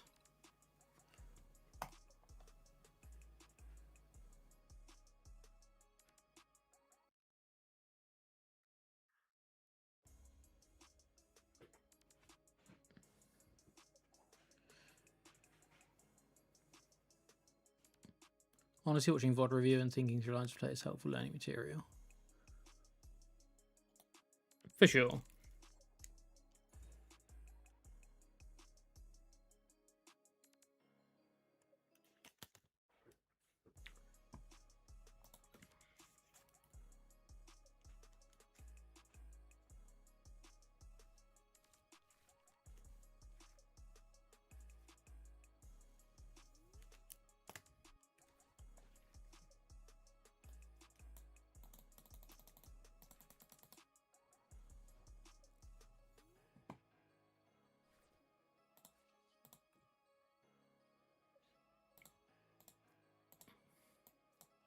Actually, I want a bug catching set before I do the next tier mask, don't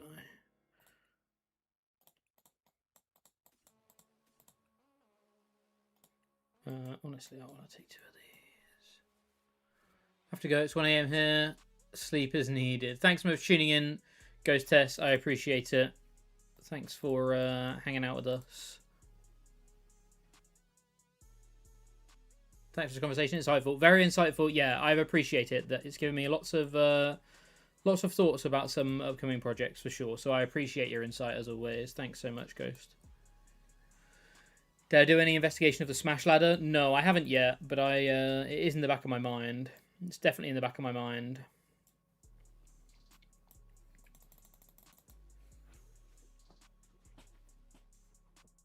I've had some ideas of how you. I haven't done any investigation, but I've had some ideas of stuff you could do, potentially, with it.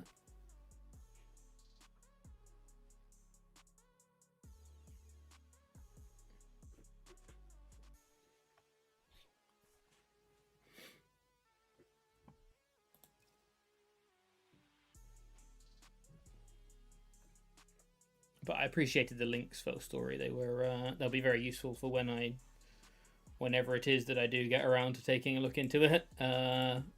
When I do have the opportunity to, they'll be very, very useful. Thank you.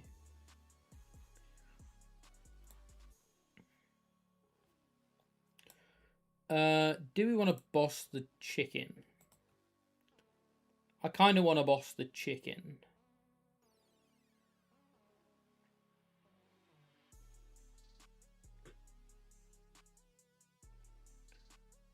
We could get stamped though, but we could get stamped anyway. So I'd rather take the chicken out than the budget out. Or do I want to boss the Dreepy? I think given he's on such a low hand size, I think we say, hey friendo, you've got to have it.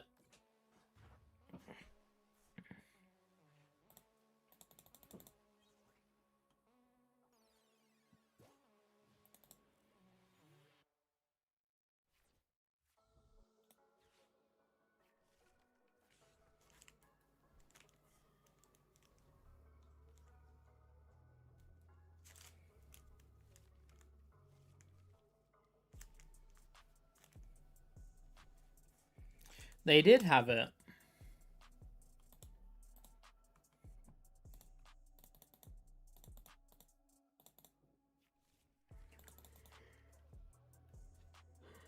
They did indeed have it.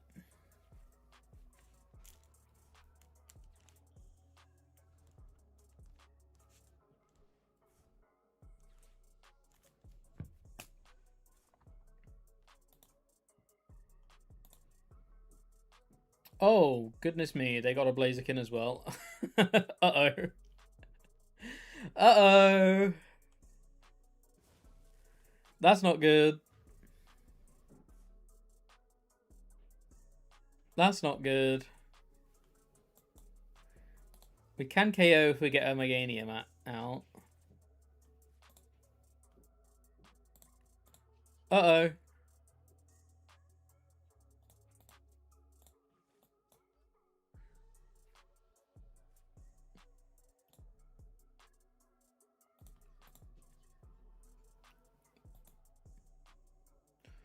Well, we got a Meganium out.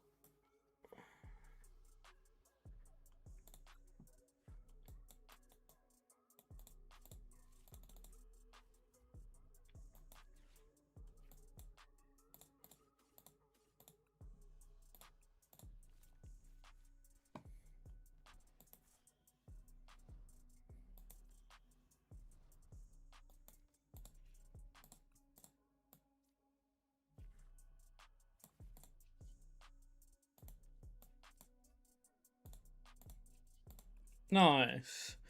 A nice response KO there.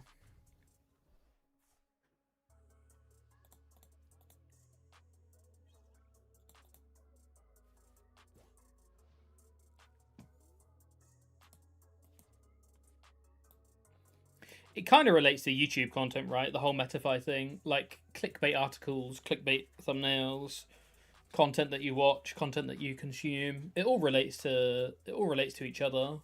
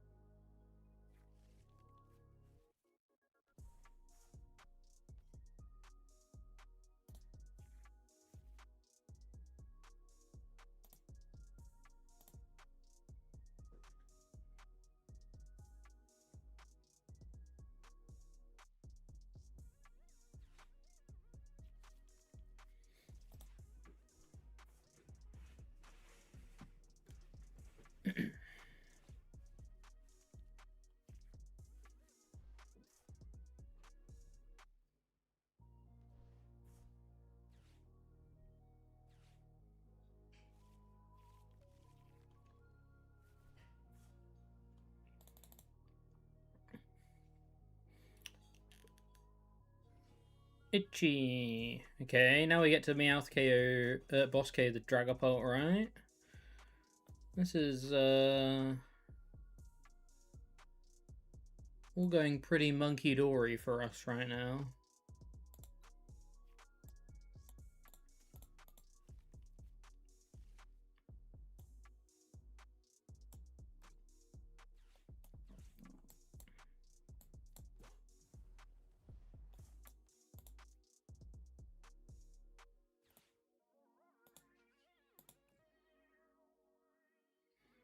Pretty monkey-dory.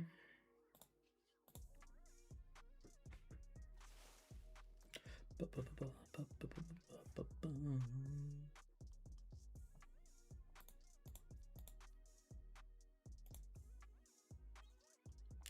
mean, when the deck draws like this, it does feel good.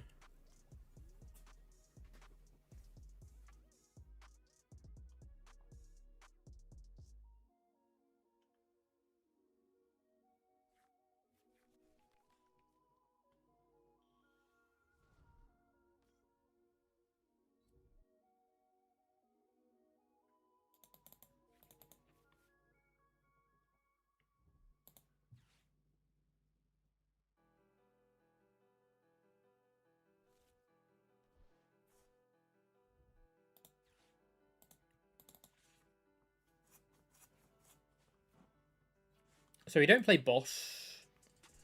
We don't play any more boss, so we can't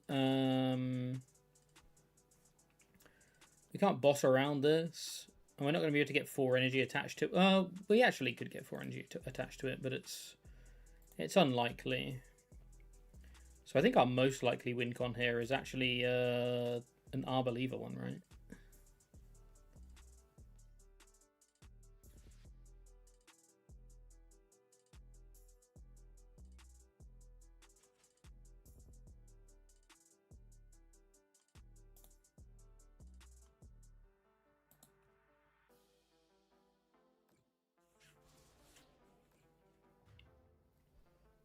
Flying Ryan, how you doing? Welcome in here this afternoon. Hope you are doing good today. Hope you're doing good today.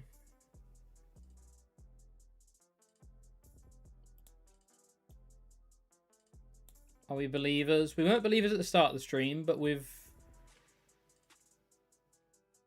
started to get one round. They're starting to win us round.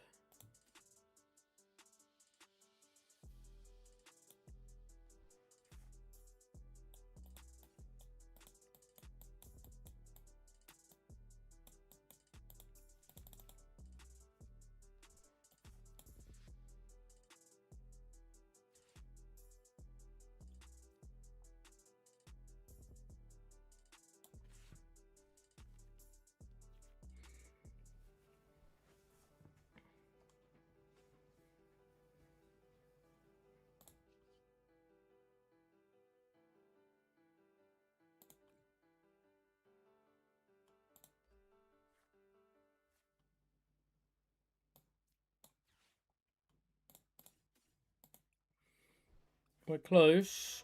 We're very close. We have 2 Arbolivas, 2 Ultra Balls, 2 Bug Catching sets. That will get us there.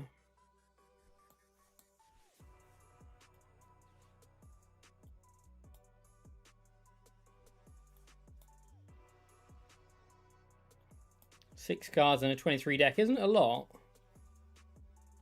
but it is enough.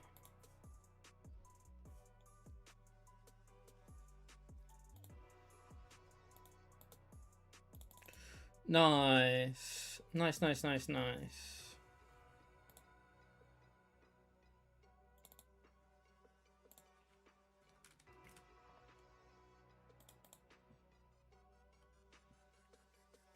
Alright, we'll have one more game and then we will switch over to some Garchomp.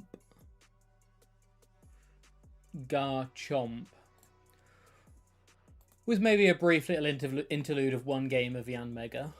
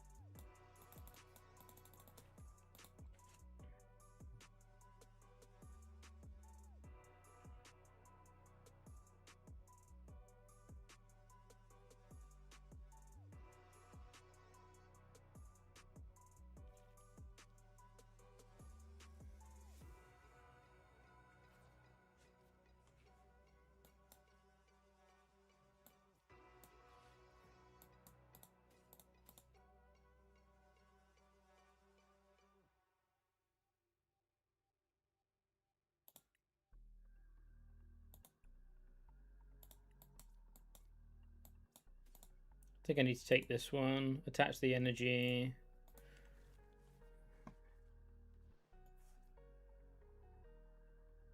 Well, actually, no. I guess I could have taken the energy, right? I could have taken the energy. Because we can always dawn into Arboliva next turn. Yeah, I should have taken the energy there. The energy was slightly better.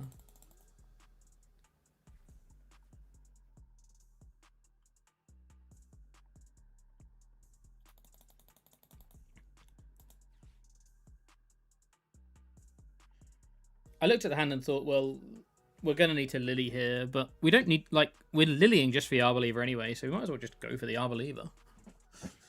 Can you Arbolive it? A boss going is great.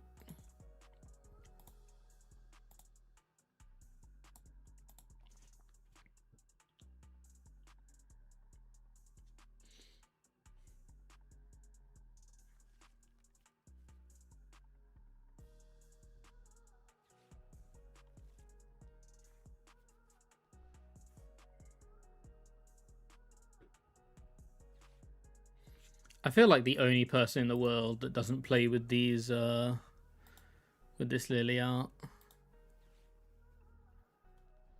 Oh, they got rid of Moltres. That's huge. That is huge. Huge news.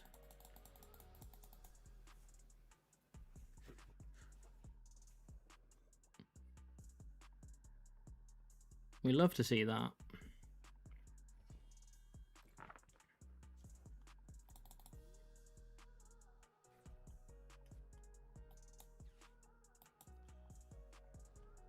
Yeah, I kind of misplayed here. Could have had a guaranteed Arboliva.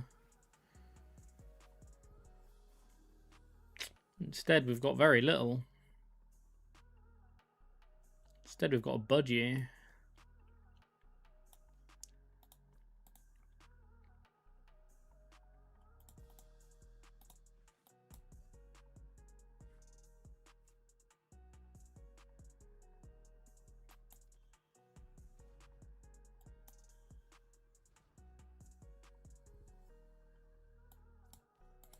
I think it's worth item locking, even though we put a 30 HP basic on the board. Because they're clearly having to make difficult decisions already if they're ultra rolling away Dragapult Moltres in this matchup. So I like doing this into KO Dracloak Budgie next turn, provided we find an energy off of actually nothing. Okay.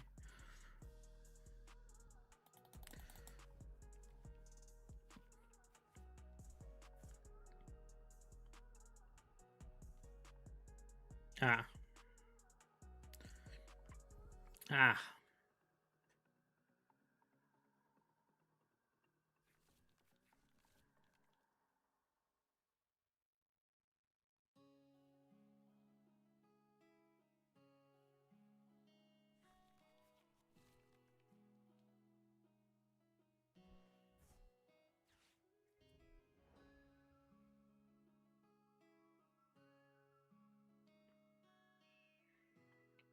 A few decent top decks here.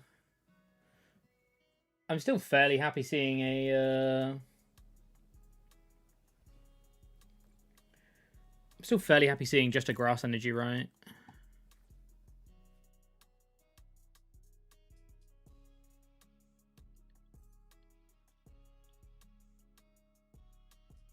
Now things start to get messy.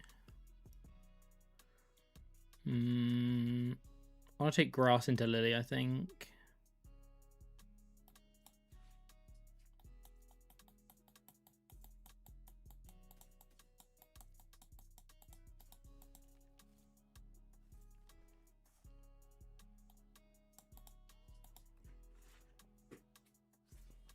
Lily just passed.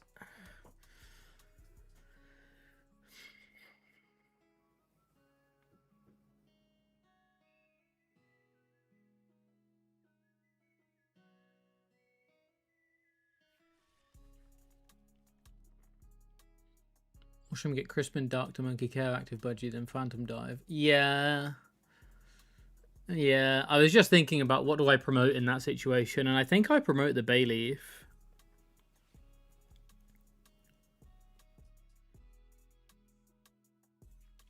I think I promote the Bayleaf.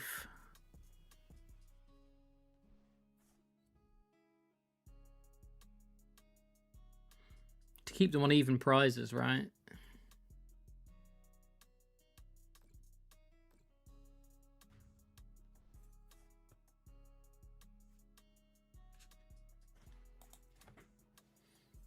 I want them on even prizes so I can Briar. Briar's probably my only way back into this game now.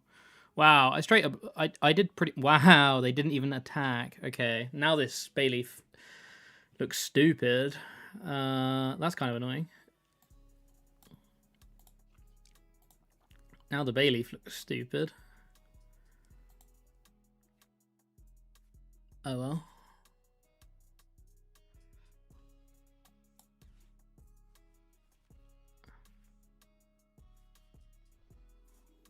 And the Bayleaf looks even more stupid if we miss Meganium here. Okay, thank goodness for that.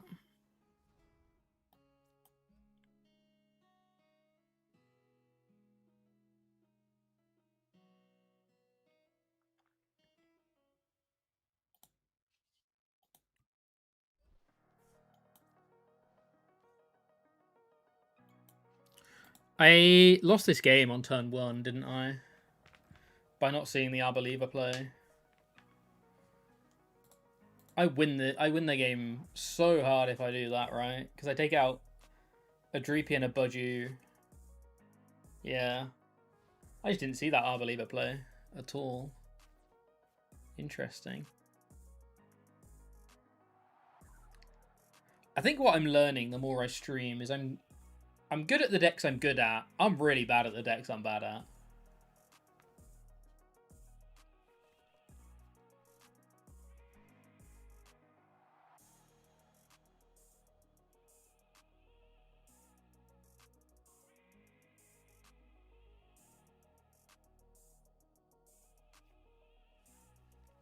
Isn't everyone?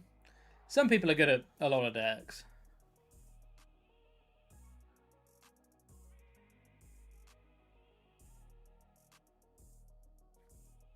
I had a mosquito bite me on my hand and my leg yesterday, and they are so unbelievably irritated.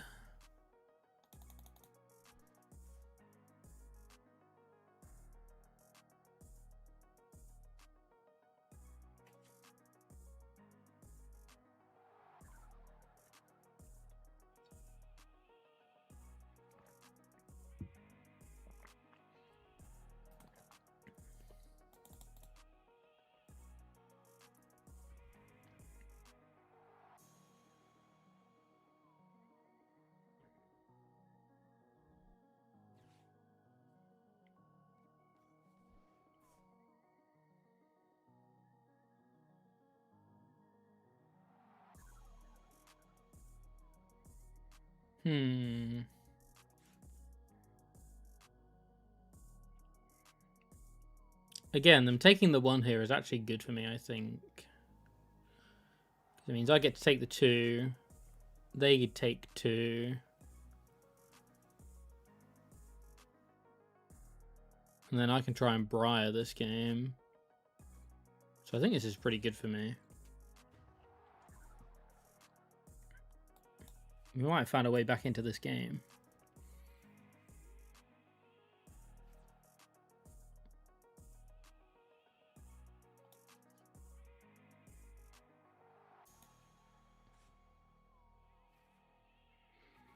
Three grass.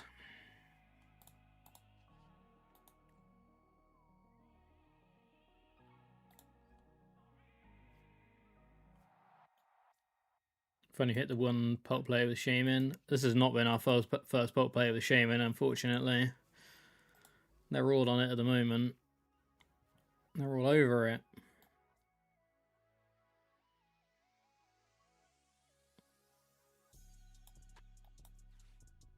I need to see whether Dawn gets me there or not.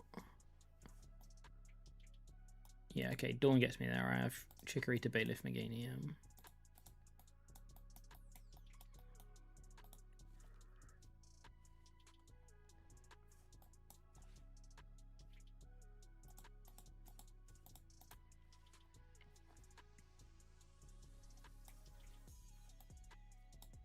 One, 2, 3. Touch return. It's weird. I kind of want to keep the Ultra Ball around so that I can find Meowth off the back of this stamp that's going to get thrown in my face momentarily.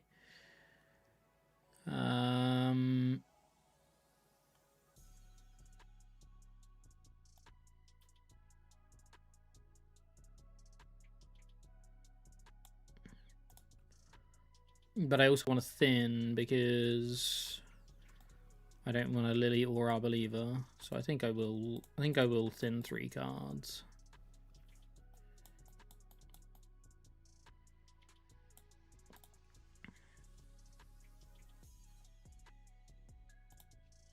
I'll keep the bug catching set around though.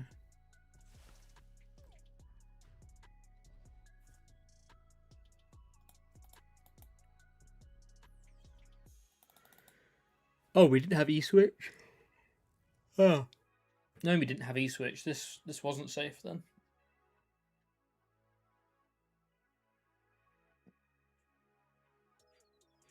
I've realised I haven't price checked at all with this deck today, after like the first 2 games. What matchup benefits does Arboliva have with a Mega Venusaur? I don't think I've run into an Arboliva deck that could output enough damage to beat my chonky Mega Stage 2s. Yeah, it's not going to be great against the big Stage 2 stuff. The idea of Arboliva is if you go first, they only get 1 turn before to find. They only get 1 turn to find the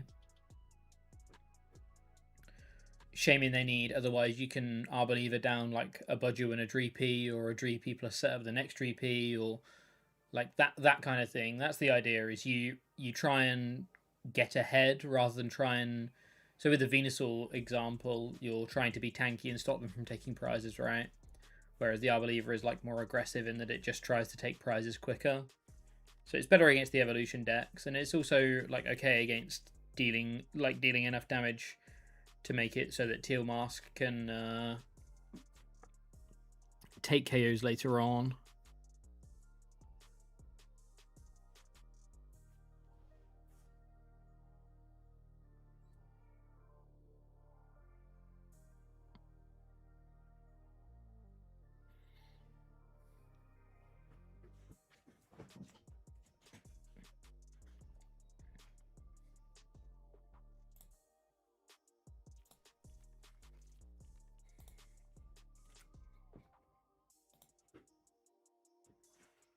Mega Meganium would be worth considering if you're concerned about OKOing big stuff.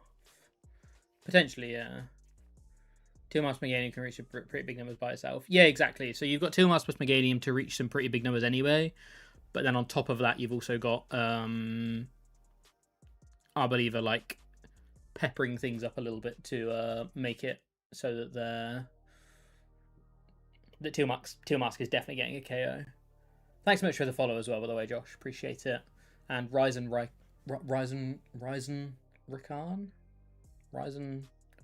thanks so much for the follow. I appreciate the follows. Arboliva oiling them up. You really are. There really is something unique about you, isn't there, Mr. Soda King?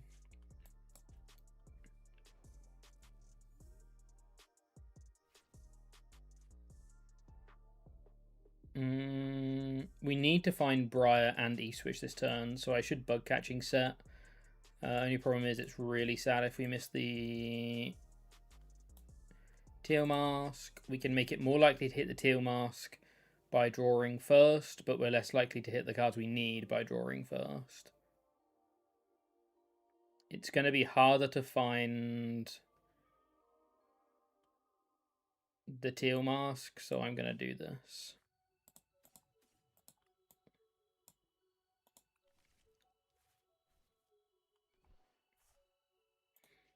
I want to save the Fez and do the Fez last, because we can potentially unfair stamp into Fez.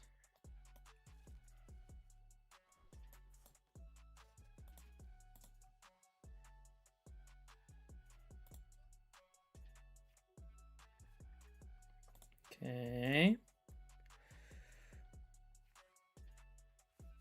That's none of what we want. And that's the game. That is the game.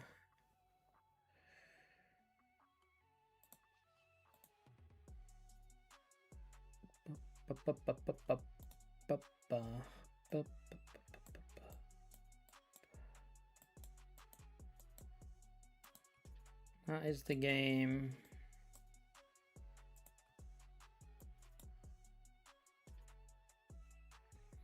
Yeah, unfortunate. Well, we could have paid retreat and... No, they would have monkey-doried us. We could have forced boss out of them, actually. We could have forced boss. Right, okay. That's going to be wrapping it up for Arboliva today. We finished... Oh, PCG Live needs to reconnect. Wait a minute. Wait a minute. There's maintenance today.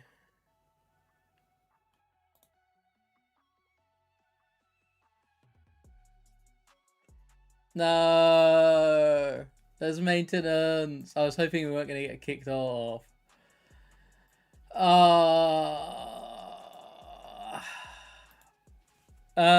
Okay. What do we want to do? What do we want to do? Cav the Crabman, how you doing? Welcome in here. What do we want to do? We can call stream now.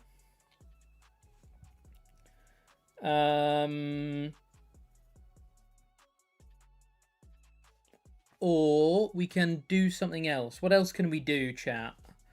What else can we do? We looked at Tournament of Doom yesterday. If I'd known this was going to happen, we should have looked at Tournament of Doom today. Dailies for me. What else can we do, chat? What else can we do?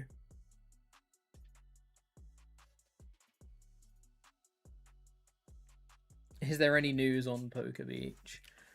Pilot test has unlimited. Curious here. Thoughts on Slotbox Bolt? You haven't talked about it yet. Play some Yu-Gi-Oh! So many suggestions. I'll take a look at Beach quickly. There was an errata issued for Diancie from Stellar Crown right before Worlds.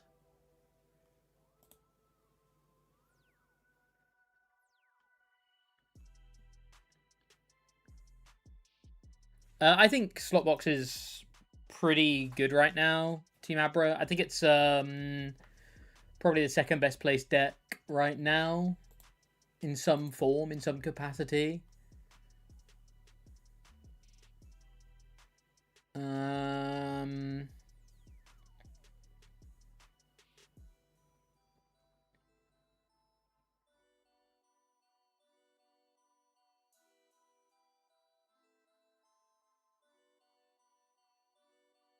Thoughts on Crustle for Worlds? I think Crustle's in a pretty bad spot. Asking for Diancie. Why did that get errated? I don't understand. This card's been out for 3 years.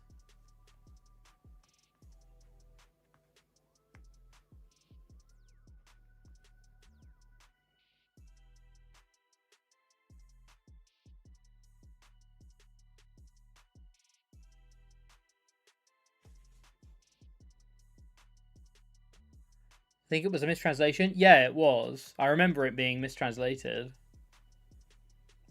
But I still don't understand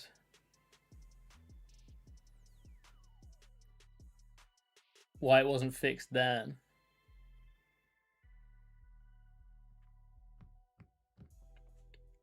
Okay. Let me see if this works. I have had an idea. Yo, hold on. Hold on. You say it wasn't fixed in a PG like Legionnaire message. Diancie versus Team Rocket's Mewtwo in the final for Worlds confirmed. Okay, this is what we're going to do. We're going to change the name of the stream title to Live Maintenance has... no.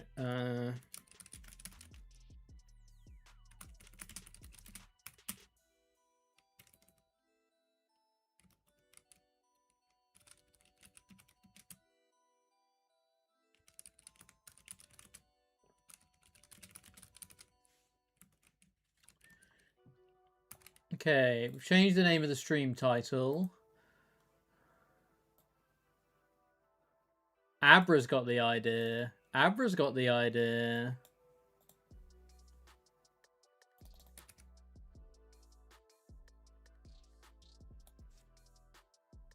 Abra has got the idea.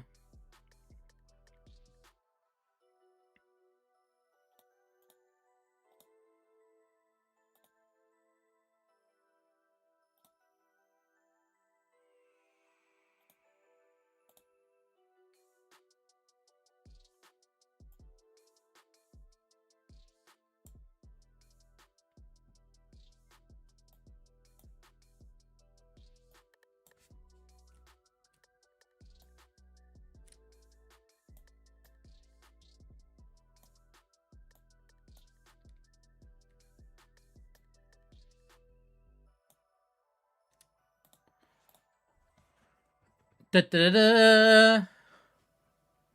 Oh, I'm in the way. Hold on. Bear with me. I'm in the way.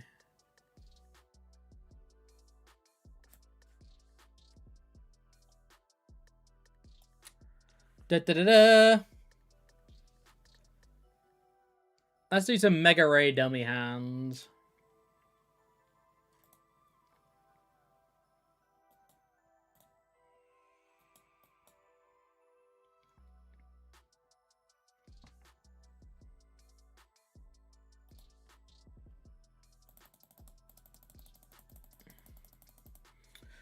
Okay, right.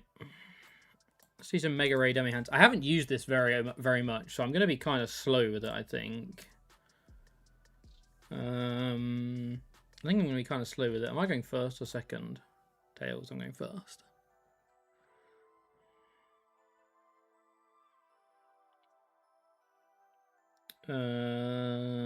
This is just search for these.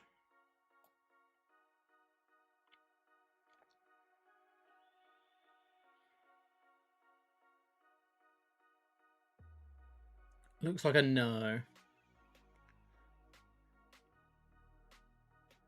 Yeah, no, not in this build. It can only attach to itself. This hand sucks. Chat, do they have anything on their bench? Any benched Pokemon, chat?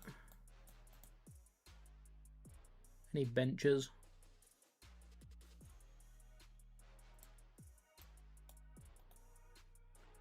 They do. They do. You benched Fez and pass. Perfect. Genius.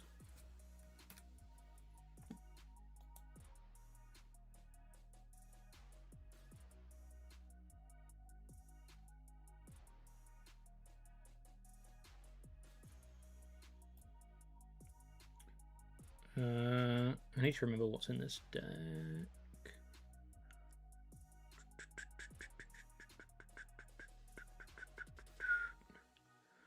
Let me just Meowth for Lily.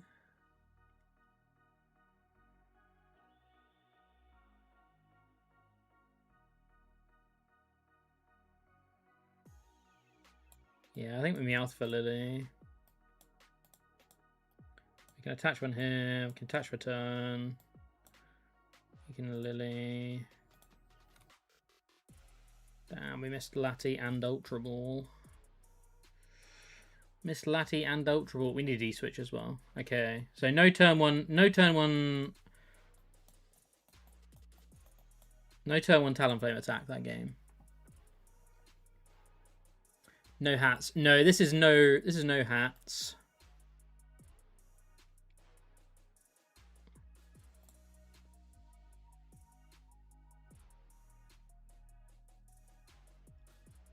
Oh wait, I was going first. I definitely wasn't allowed to Lily that turn, was I? Whoops.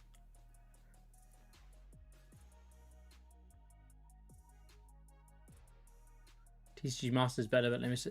I think TCG Master's better for testing matchups. I think this is better for testing for just goldfishing hands, yeah. We're going second, right, chat? Yeah, you're right.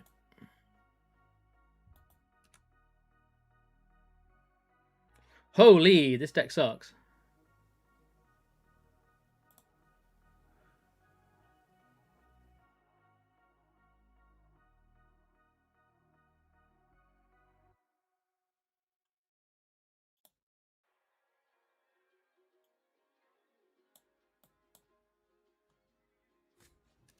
Turn 2.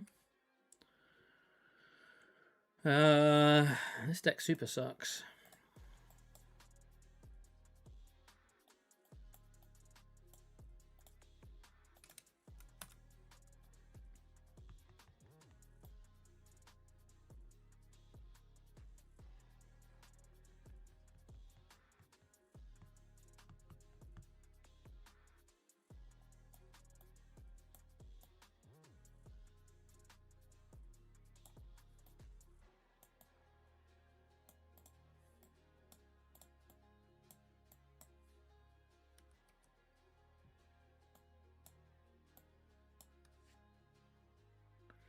Turn 3. Interesting. S-tier in Japan, by the way. I mean, we all know that's a meme, right? We all know that's a meme, right? Japan does their tier list based on popularity, not on how good stuff is. All right, now we're cooking. Look at this. Here we go. Here we go. Here we go. We're going first or second, chat? Heads, we're going first. Tails, we're going second. We're going second. Cool.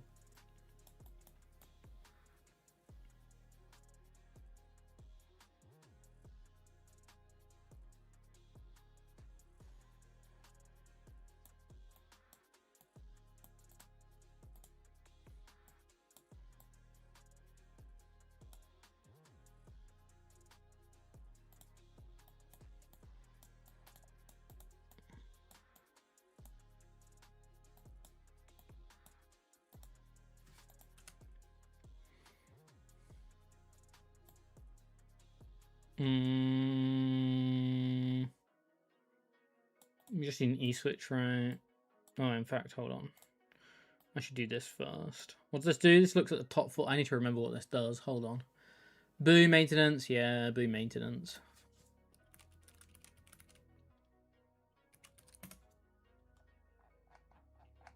A little bit of self-promotion right here. What does this do?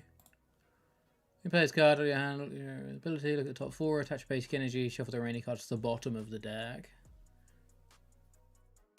The lantern isn't real, it can't hurt you.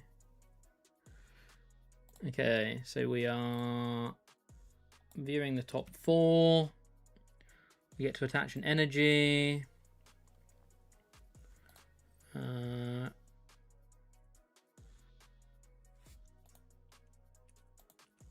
we put those to the bottom of the deck. And then what were we doing? Oh, then we actually just searched for these two, didn't we? Actually, no, we shouldn't have searched for these two because we know they're on the bottom. So I shouldn't have searched for those two, but hey-ho. So I just need E-switch here. No E-switch. So it's just a pass. Next turn.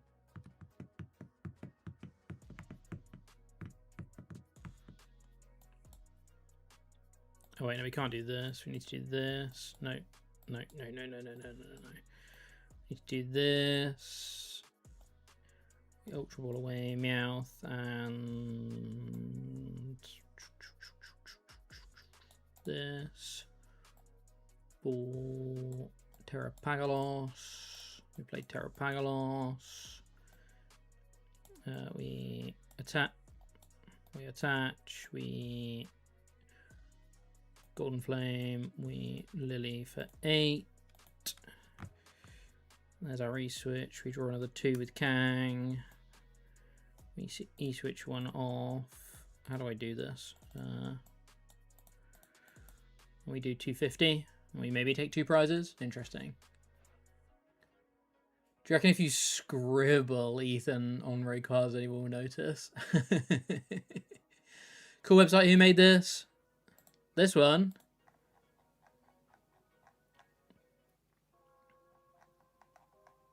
This one was me. This one was Robin. There's one of these is far cooler than the other. Ethan was never in Hoenn.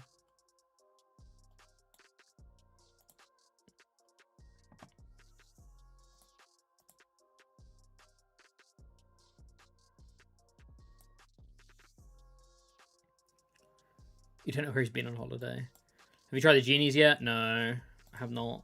We're going first or second. We're getting second.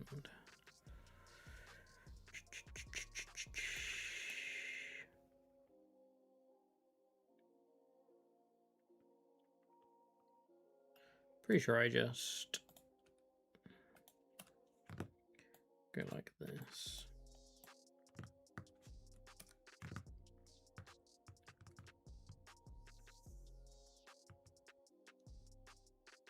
Get your Ho-Ohs now. Straight for my second step Ho-Oh, nice. Can we get a live react to the latest Pokemon video, the future of the Pokemon TCG on the official channel? That's not real, is it? Is that real?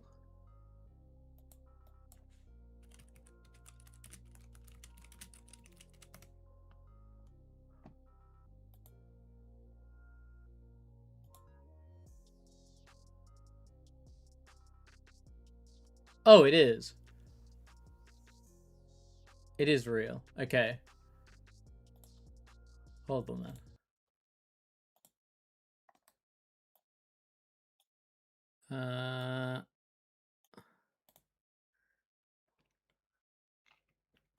How am I going to do this? Are you going to be able to see all of this?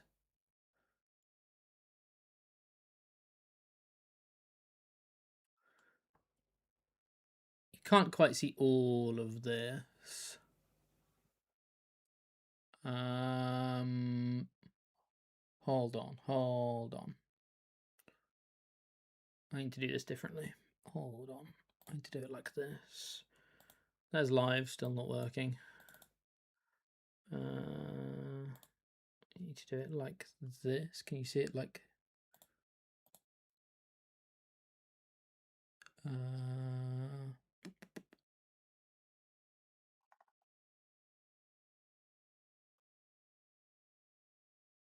got so many videos open. I've got so many things open. This looks cooler than live. So Mega Ray needs 6 total energies to KO Excadrill. I need 7, right? 50 times.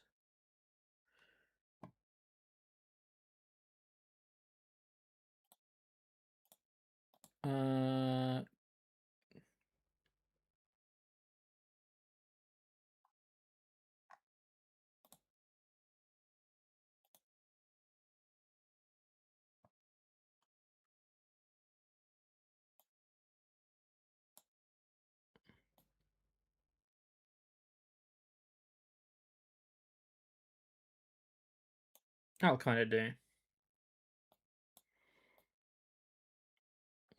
That'll kind of do.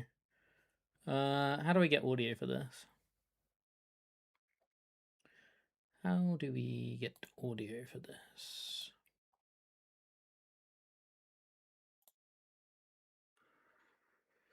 Oh, I'm not a professional streamer, chat.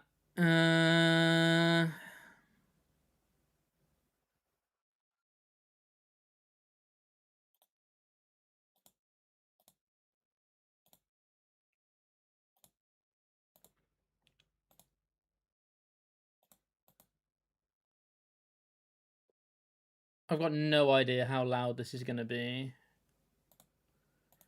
So I need to start like lower.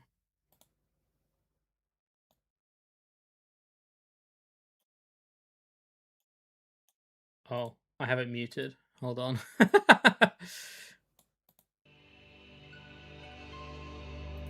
Yo, that's very, very loud. That's very, very loud.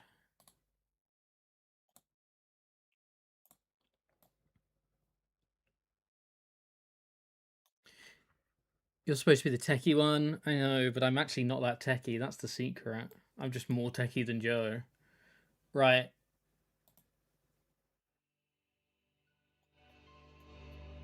Is that okay?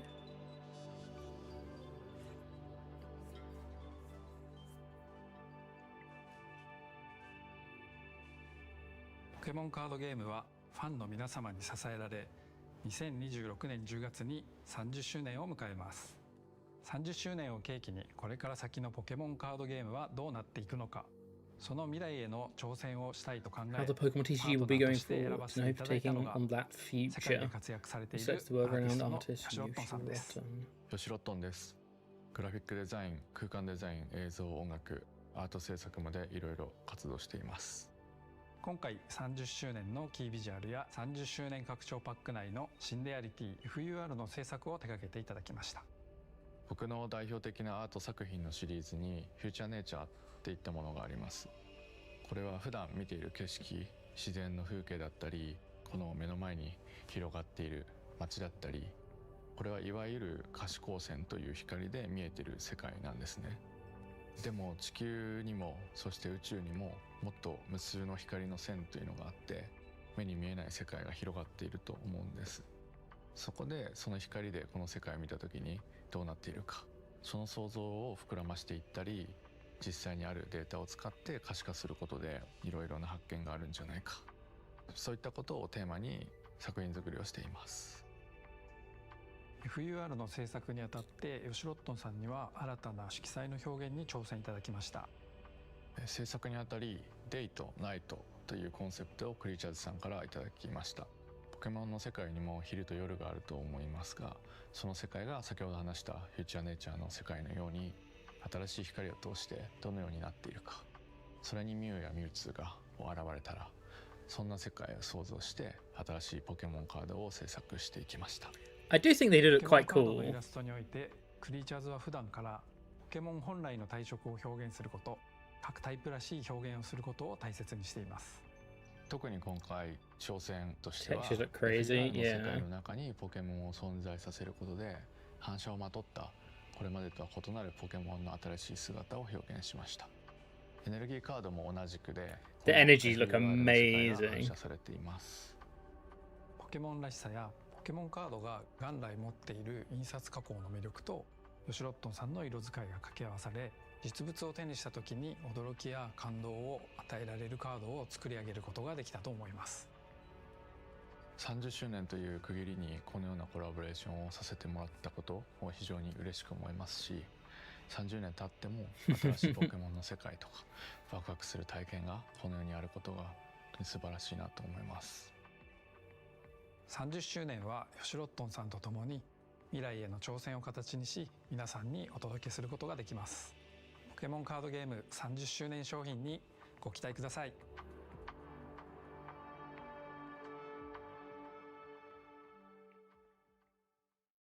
Cool. So yeah, interesting. They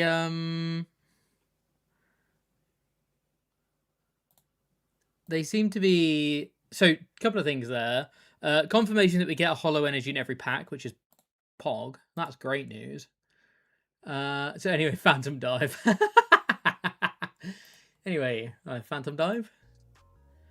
I was hoping there was... With the way that was... I got clickbaited. Because I thought maybe there was going to be something there about like the future of the game, but I guess we're only 2 weeks away from actually finding that out via the world stream, right? So maybe not surprising that we didn't find anything out there. But honestly, those cards look really cool. Hollow energy in every pack. Yeah, that's what it said. A foil energy in every pack.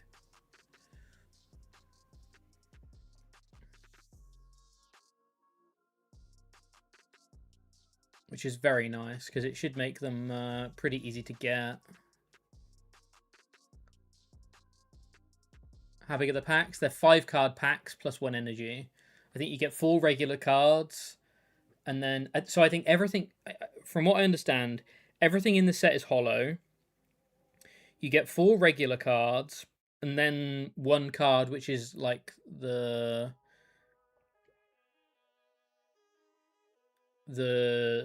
like where the EX would be or whatever, and then you get 1 hollow energy in the pack as well.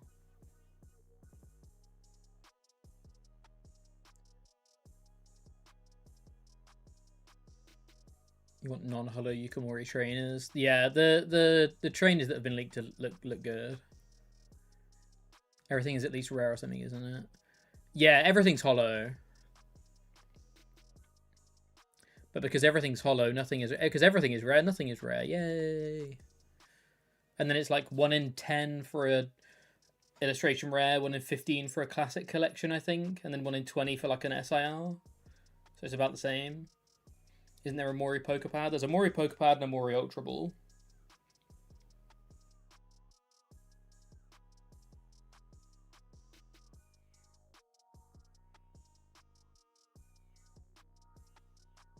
Well, we know the world's announcements won't be this art thing. That's true.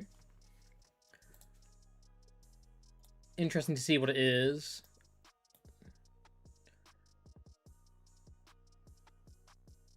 I think it's Ultra Ball. I could be wrong, Cav, but I think it's Ultra Ball. I'm pretty sure it's Ultra Ball.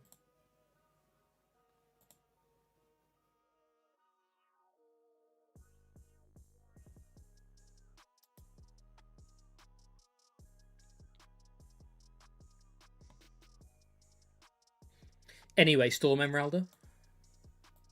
Anyway, rapid fire combo.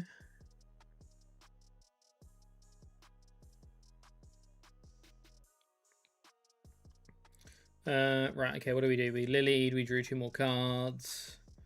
We bricked.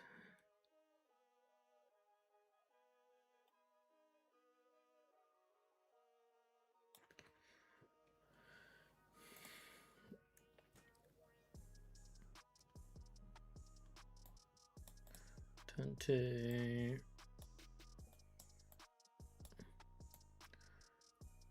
We can go double Ray here.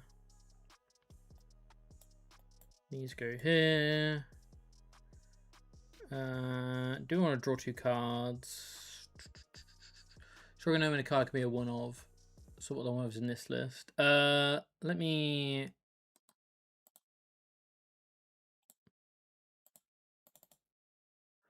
This is the list that we're taking a look at the moment. It's just one of the random like City League ones. It's not one that's done particularly well or anything. It was just the one I liked the most after looking at the first week or so of City Leagues.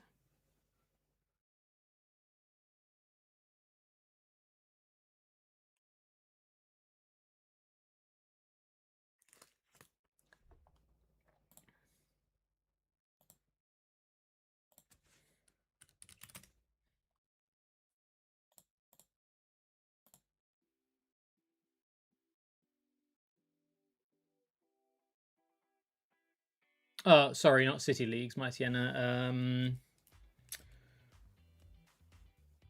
Gym battles, that's what they're called.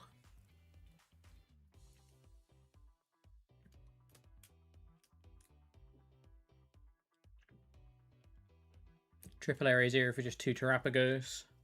Yeah, again, not necessarily the list, but just a list. Do you have any advice for picking which trainers to have as one-offs in a given deck? I mean, generally it's trainers that have like little utility, right? So these aren't ordering. Interesting. So never your main draw supporters, your bosses, Crispins, that kind of stuff. Judge, you're probably not going to play many of those in a game. So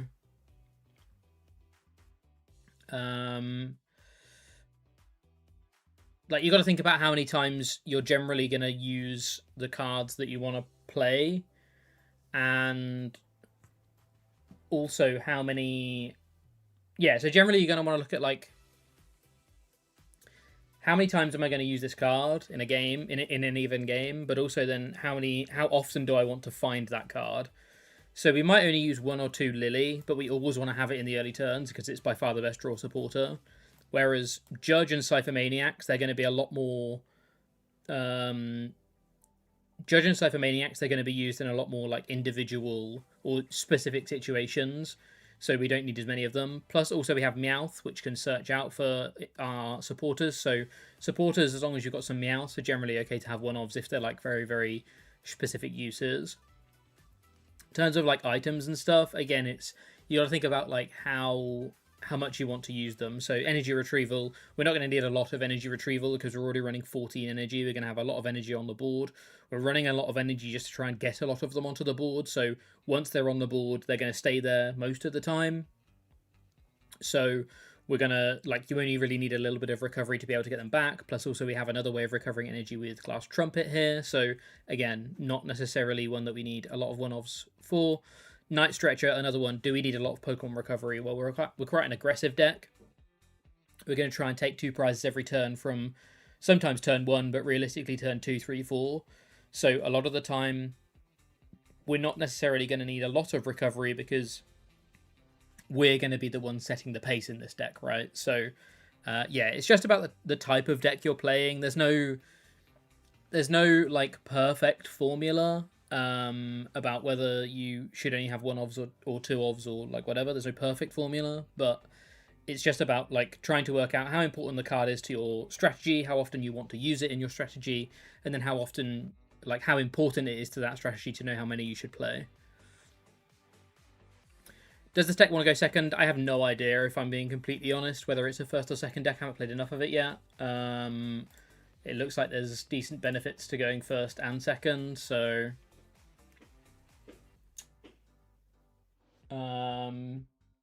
yeah, it looks like there's decent benefits to going first and second, so yeah, I'm not 100% sure. I wouldn't want to lead the witness on that one, but one that I will hope to learn a bit more. A prime example of ethical coaching. Thank you, Fell Story. I appreciate that.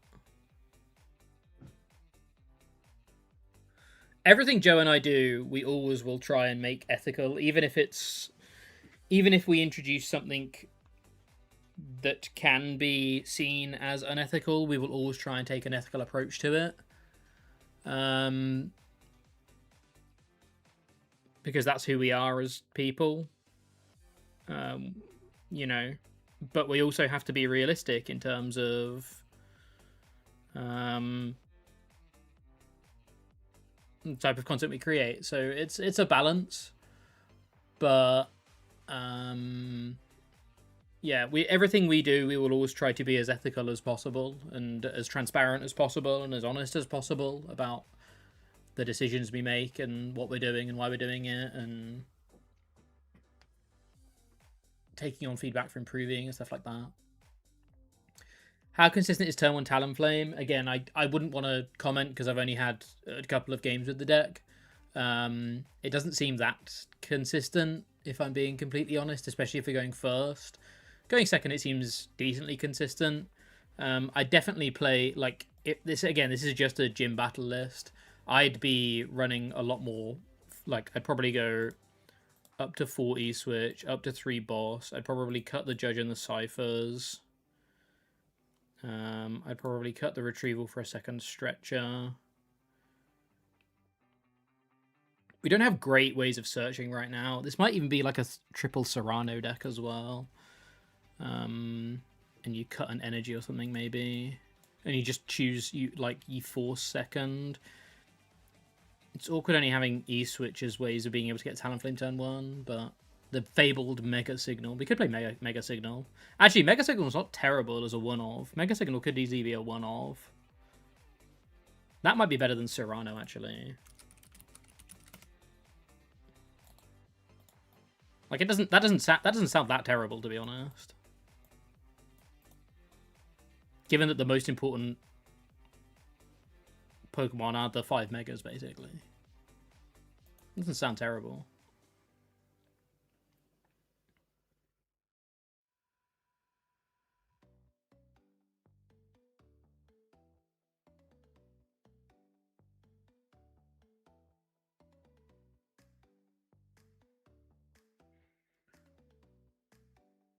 Where'd you check those decks for City Leagues? So they're not, because they're not City Leagues, they're only on one website. It's called Pokeka Book, POKECABOOK.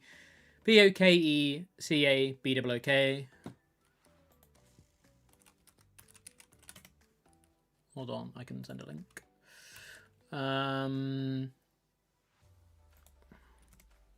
Oops, I've just typed the letter V. I'll put it in both chats for now.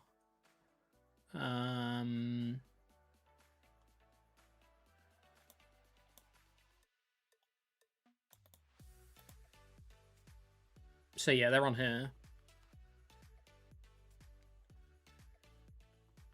Actually, I can just go to it here, can't I?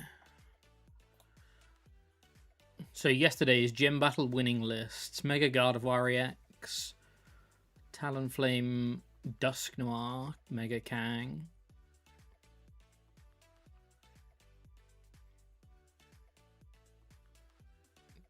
Pikachu EX.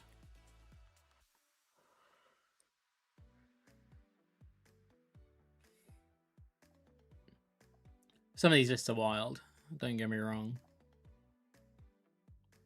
It looks like the Kang Talon engine is in a lot of decks. The Kang Talon engine is in a lot of decks.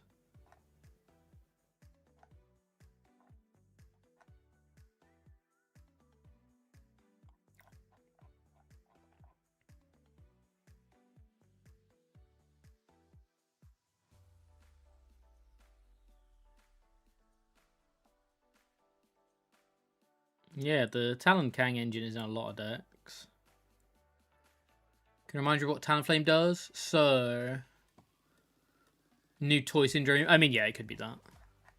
Talonflame. If this Pokemon is in your hand and you have a colorless Mega Evolution EX in play, you may use this ability, put this Pokemon onto your bench. So you get cheat it into play, and then Claw Hunt for 2 colorless does 115. You can search for 2 cards and put them into your hand.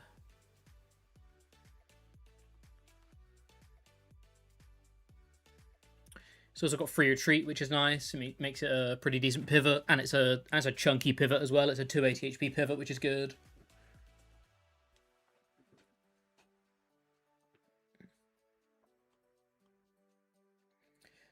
Sounds crazy, but maybe force Serrano 3 Lily if you're playing for the turn to attack. I'd rather open Serrano turn 1 than Lily's turn 2 at first glance. Yeah, it could be. It definitely could be.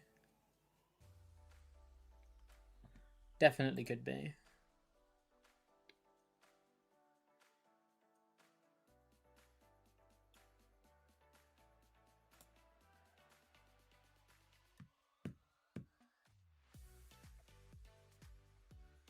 Bit of a Manectric snack, but looks fun. Manectric has been rising in popularity a little bit, which is quite funny. Yeah, there's definitely a lot of new toy syndrome with this.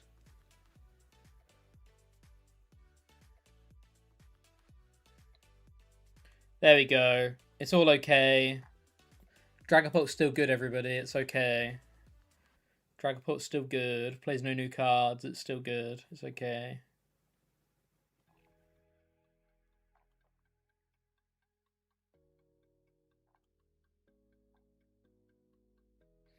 Yay, Dragapult.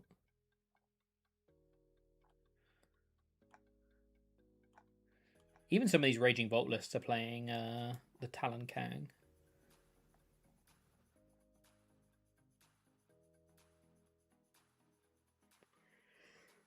No new cards in this Alakazam.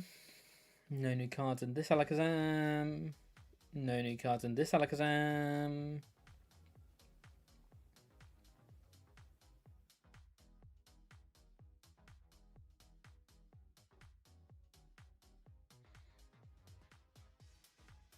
No new cards in this Festival lead. That's a Wo Chen right there. Wo Chen reacts.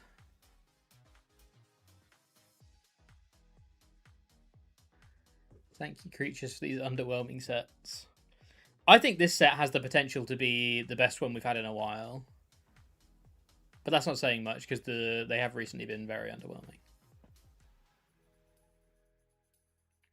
Maintenance hurts. Yes, it does. No new cards in this Zorro. No new cards in this Zorro. No new cards in this Okie dokie.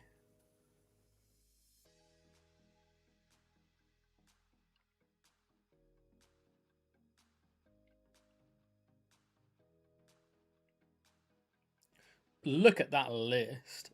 Look at the amount of attackers in there. That's crazy.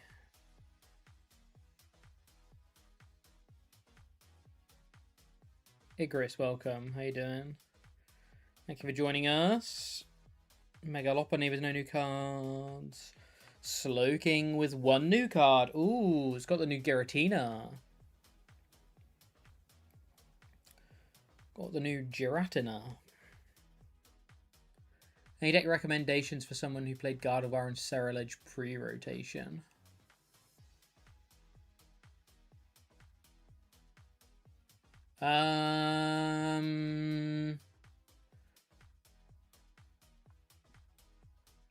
Mega Excadrill. Hear me out. You still get to play with 18 energy. Tick, like Ceruledge. But there is a lot of nuance in the order of operations for your metal makers, a bit like Gardevoir, and the order of operations for that deck, Tick. So the perfect deck between Ceruledge and Gardevoir is Mega Excadrill. Another Talon Kang, another Talon Kang, another Talon Kang. Talon Kang seems to just be an engine.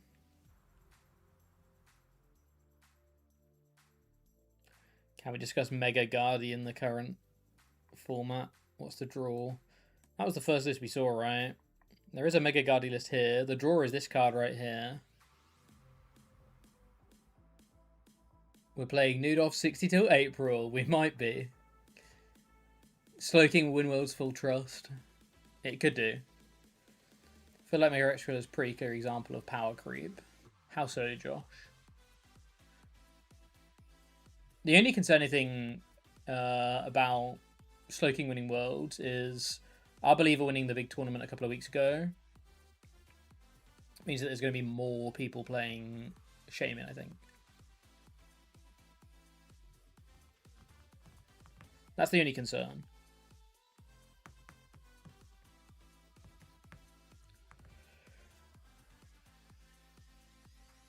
But I could see it winning. I could see it doing very well. Would I play Shaman at Worlds?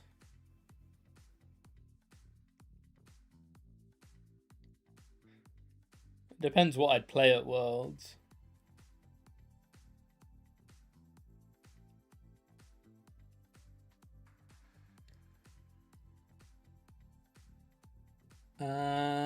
Would I play Shaman at Worlds?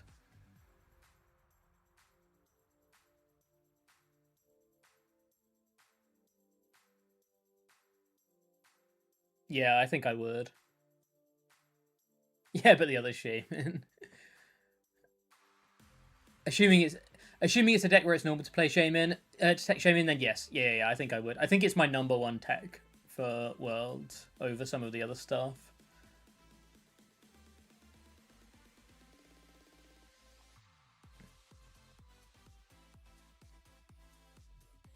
Why does the Lava Lake Stadium help Guardy? I mean, it's just a good stadium, right?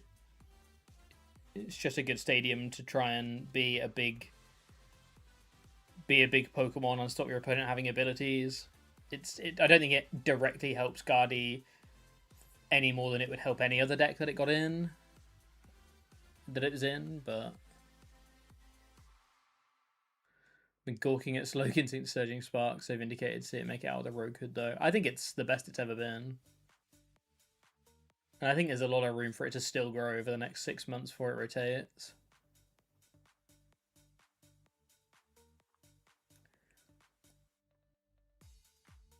You think Mega Excadrill's attack is stronger than some other tag teams?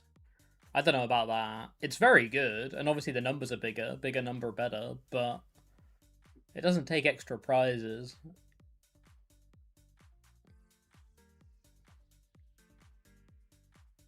It is very good though. I guess strictly, it is strictly better than Reshizard. It is strictly better than Reshizard.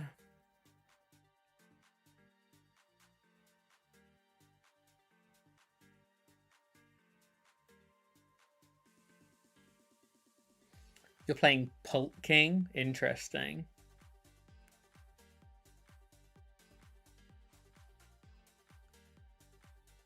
You just spam draw with Dracloaks and Crispins. That's a cool idea. That's a cool idea.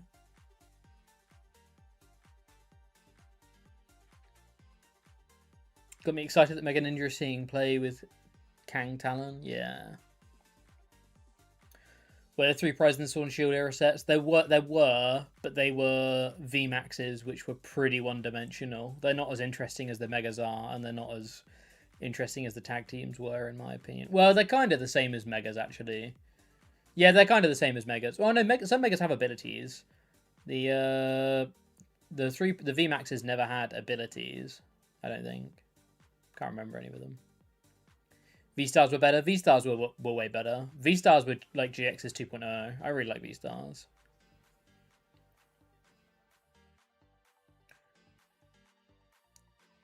Execution, however. A-Specs rotating out feels weird. I think A-Specs rotating out is a good thing.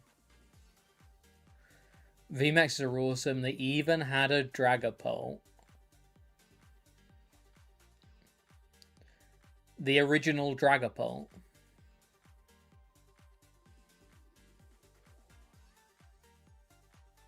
I hate VMAXs. I think the VMAX era was my least favorite because it was just it was basically just, or like the VMAX era that was just Inteleon plus VMAX. That was my least favorite era of Pokemon, I think.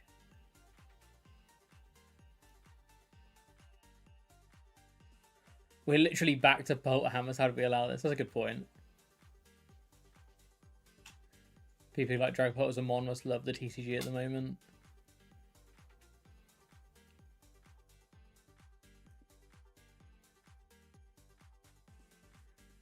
Etern Hammers.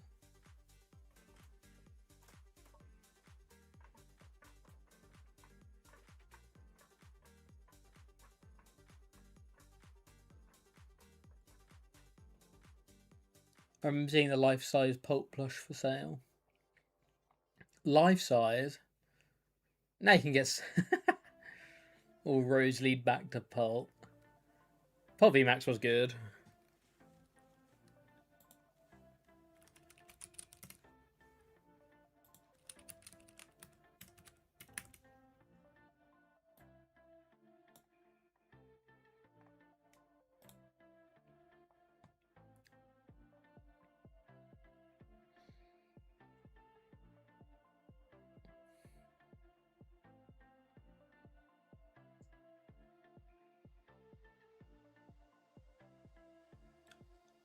Thoughts on Goku's fail? I'm not calling that deck hide and sneak. I think it's a top 10 deck. It's pretty good, but Tag teams were the coolest 3 prizes. The only thing I hated was Tagbot GX. ADP wasn't as dominant as people remembered. Oh, we're doing Pokemon history again.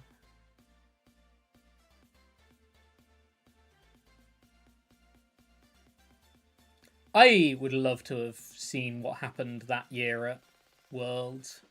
It would have been so cool to see what happened that year at Worlds.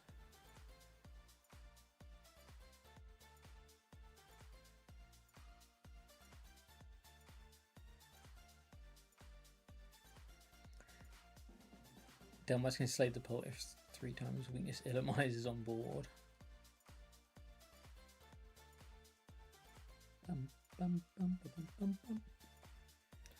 ADP only isn't more hated because it was during COVID, and it's still unbelievably hated.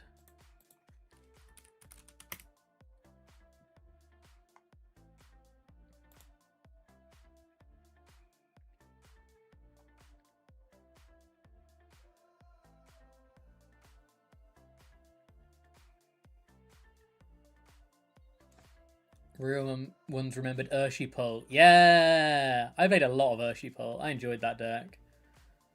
Very thankful I started playing again after ADP was gone. I only heard horror stories. Zacian was the problem card, honestly. They even started playing just combo Zacian. I still don't think Zacian was the problem card. I think Boss was the problem card. We did the history the other day, right? I think Boss was the problem card, not Zacian. I think Zacian was fine.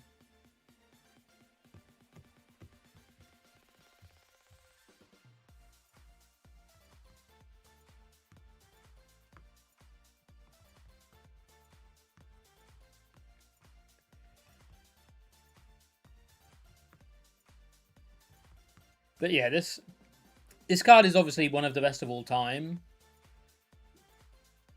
Don't get me wrong.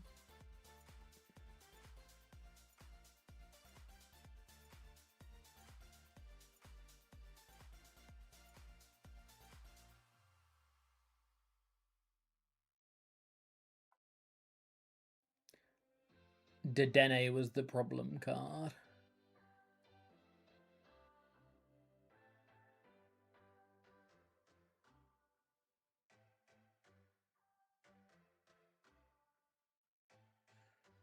Dendede.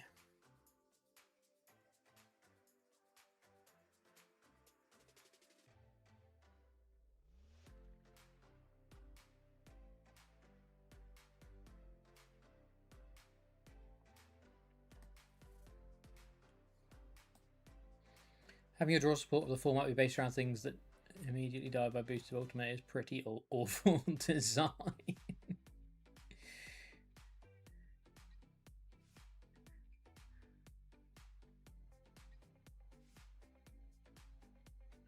ADP played Dedenne, so other decks had to play Dedenne to keep up consistency-wise, and then they died to ADP. Game design is my passion. Saying this guy was a problem? This other guy?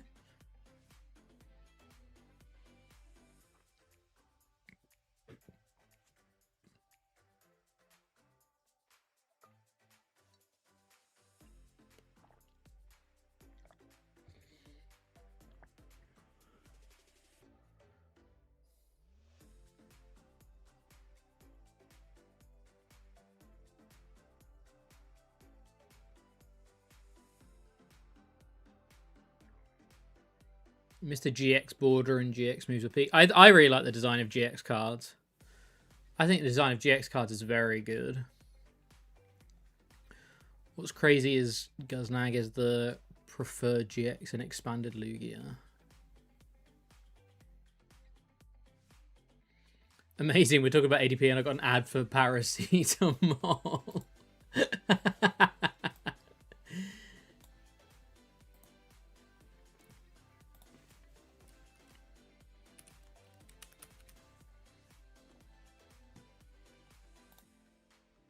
I don't remember what this one does. Turn your prize guard's face up. If you have at least 2 extra, if you have at least 2 extra energy, you take 2 prizes.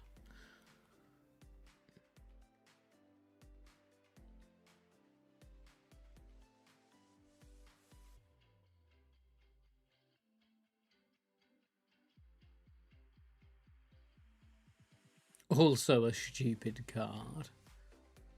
Crispin, you would have loved this format.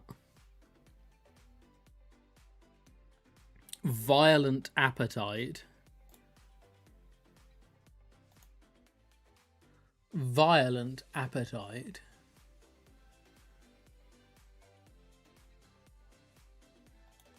The one that I always hated playing against was this guy.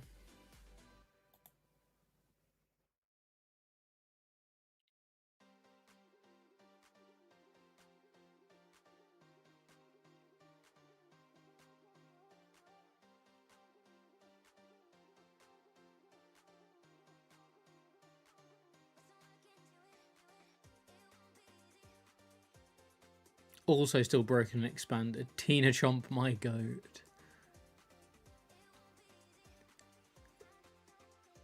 Christmas is the best nature supporter.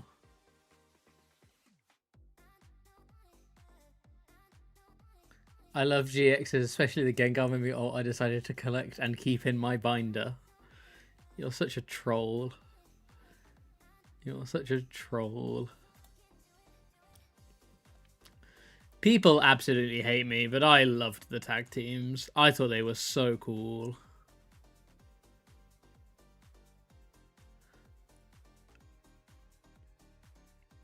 I'm glad I sold all my tag teams when they rotated.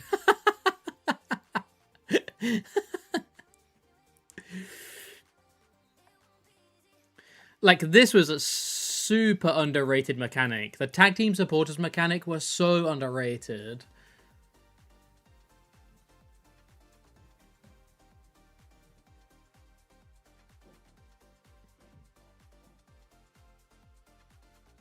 Can I sign your Jacques Pokemon card at Major? Of course.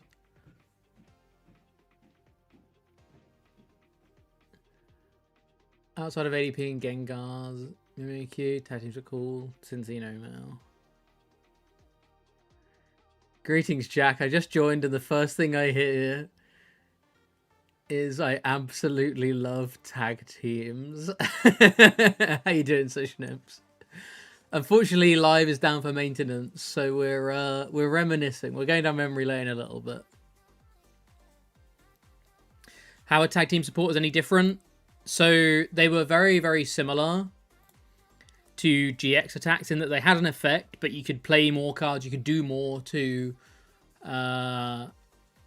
get additional effects, but also you could search for them using a card called Tag Call, which searched for 2 tag team cards, so it could be Pokemon or supporters.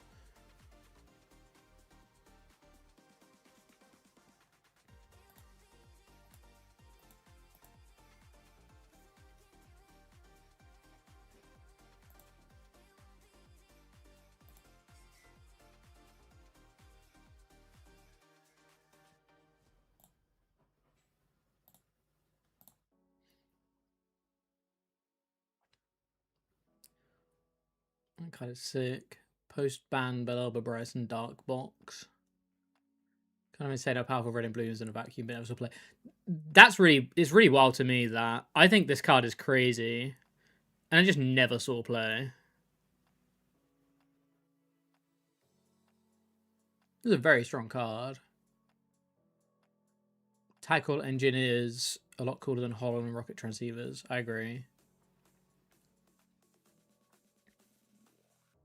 Kind of insane, yeah. It just isn't Welder. Why did Belelba Bryson Man get banned again? I tuned out during this format. This card got banned because it discarded too many cards. You could cycle it turn 1 pretty effectively, along with like a Miss Magius and stuff like that.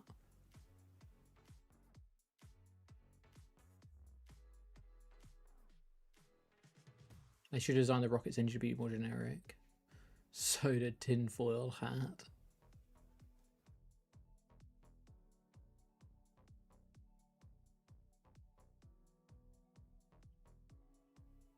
World's announcement, tag team Pokemon were back. Yeah, Weavile GX was definitely the best one that you could search for with Red and Red and blue.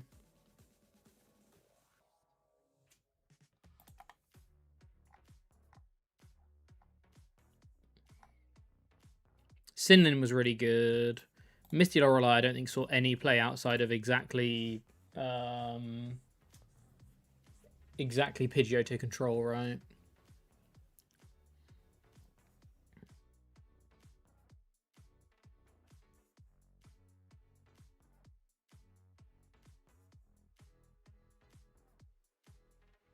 What are we hoping for future mechanics as we think about past ones? I mean, again, I would love some kind of tag team mechanic back. Not necessarily the tag team Pokemon, but like tag team supporters. Something visually appealing that isn't a crystal hat.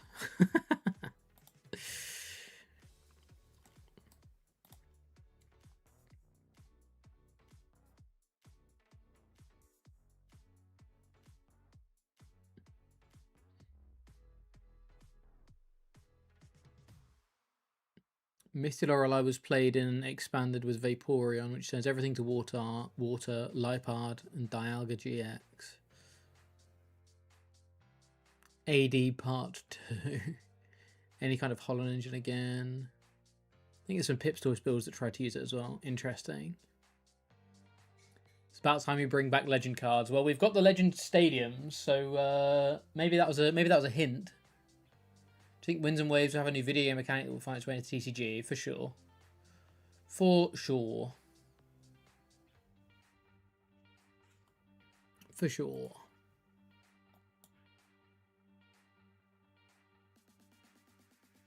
Hoping we get an ability type. I don't really care what it does, but if you want to get something to spice up the base game mechanics, bring back Pokebodies or something.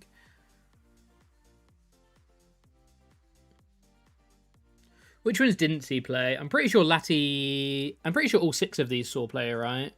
Celosaur was a deck. Gengar Mimikyu obviously saw play. Pikachu obviously saw play.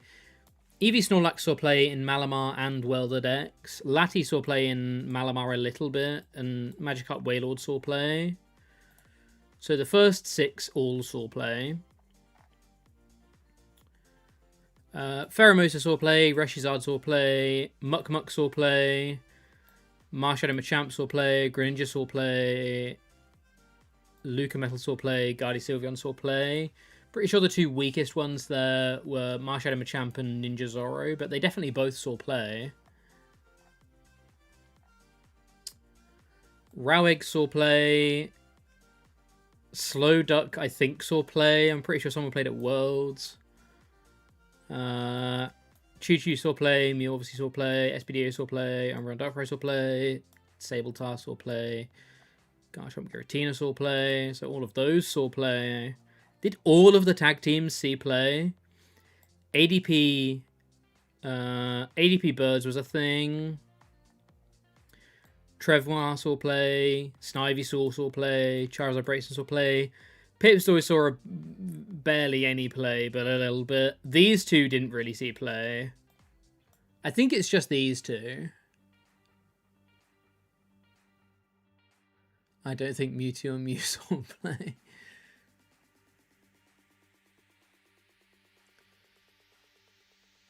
Did Solgaleo see play? Did he play in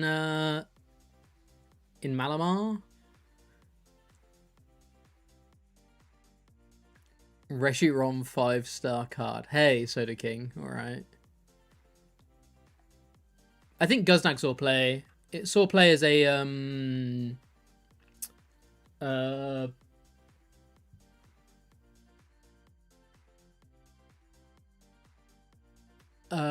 yeah, I'm sure it saw play as like a... Well, no, it wouldn't have been a greens deck because it saw play with Tina Chomp, I think. Didn't Zoro see play and expanded? Yeah. Guznag farmed first LSE, right? Yeah, I'm pretty sure like all of the DDG lot played Guznag, right?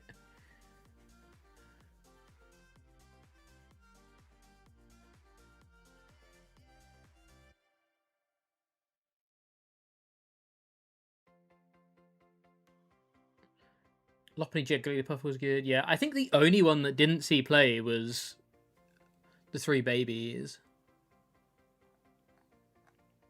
I think every other one saw play.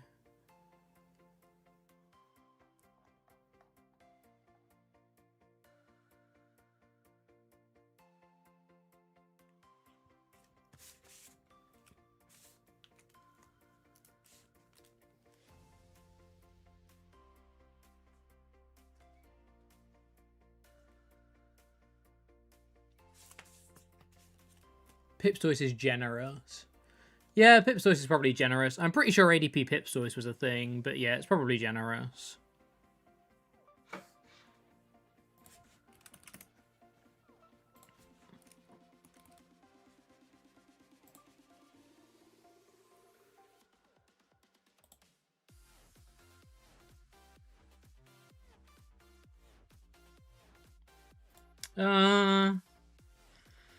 It did see play in Quagsire Silvally.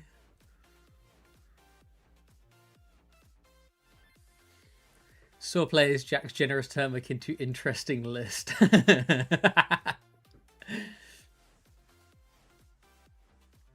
Top 4 Champions League, I take it back. Yeah, I was going to say, I'm pretty sure ADP Pipstoise was a thing. There's Quag, but there's no Nag. Yeah, it's just Quag. Just Quaggers.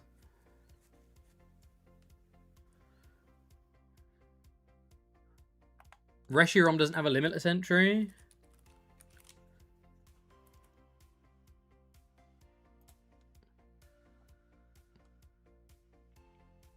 Loads of limitless entries. 5-star card. 5-star card right here. 5-star card.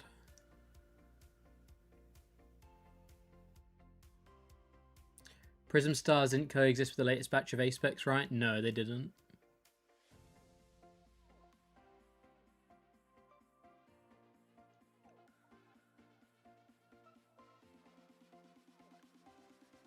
The top cut of Champions League with Reshiram must have been cheating.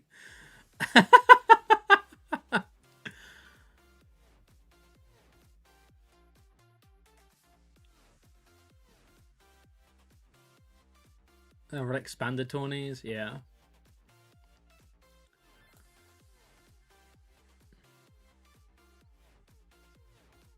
Slapjacks. Did they and Radiant Mons live in the same standard? Prism and Radiant Mons didn't. Radiant and Apex did for about a month. No, maybe Radiance and Apex didn't. Yeah, no, I think Radiance and Apex didn't either.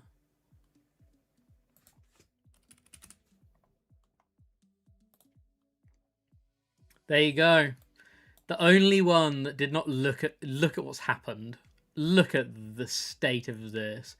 This is a half art bulk card that is now worth $69.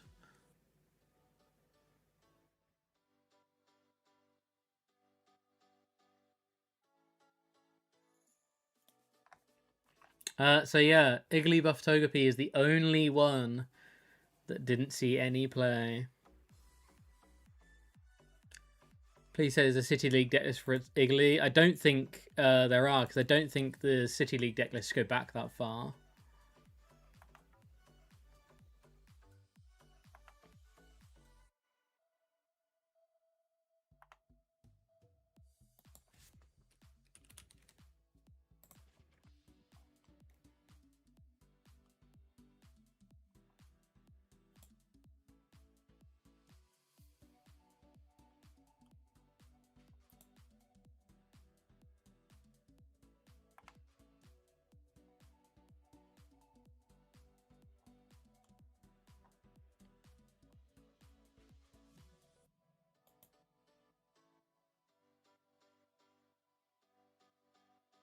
Oh, it was a greens build. It just didn't put it down, obviously, early game. Oh, you could power plant your ability away to be able to greens, couldn't you? Okay.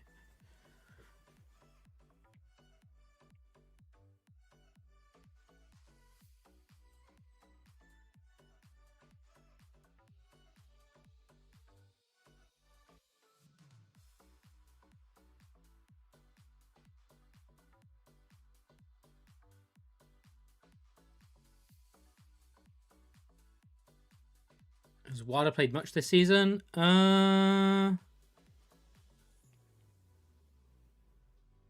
Looks like it. Looks like he was pretty much a guardy bot, right?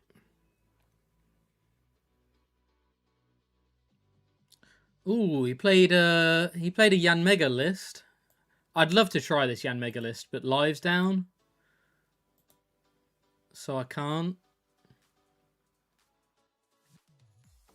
I really wanted to play this Yan Mega list, but live's down, so I can't.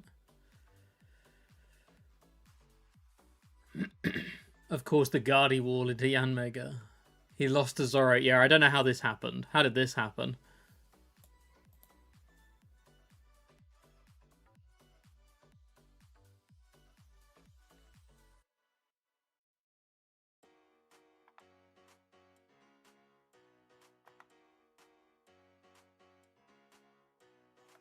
Probably involved Punk helmet. Can I see the... Can I see...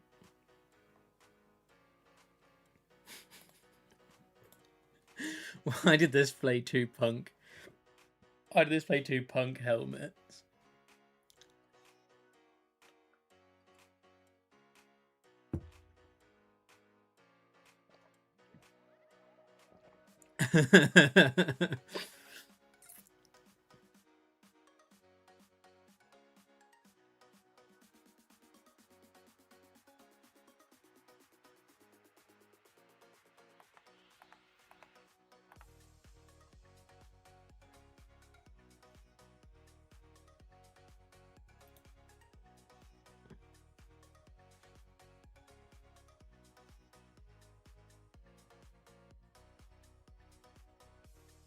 Maybe Gen 10 will have airborne and submerged Pokemon that have a mechanical reverse relevance. Be 8 Pults.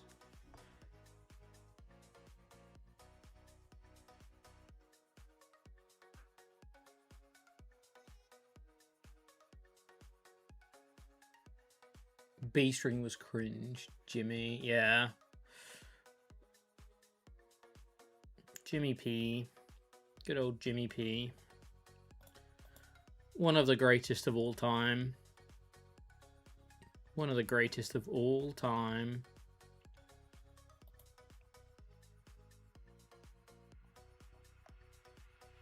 He'd be farming if he was still with us. He'd be absolutely farming.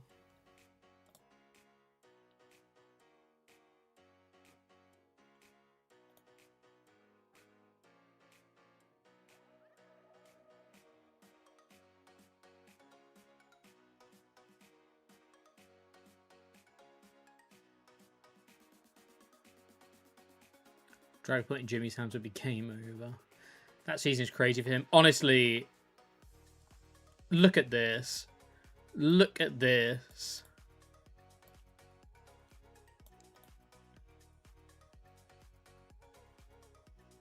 This season is absurd.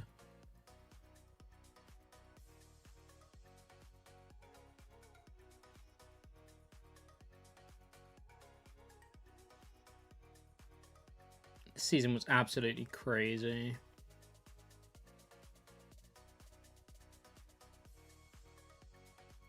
What's the Wheezing deck?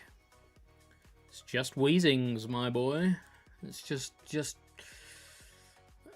it's a spread attacker, so it does 1 to each basic Pokemon in between turns, and then 20 to any Pokemon that already have damage on them. It's just a spread deck, basically. It's the detention gas deck. Yes, it is. Yes, it is.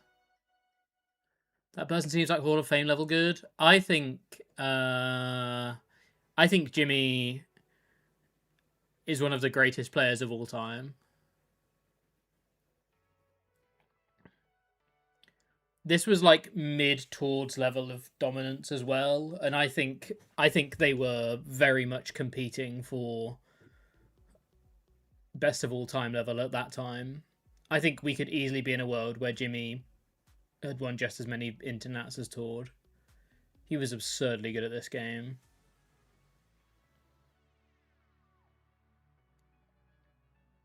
Absurdly good.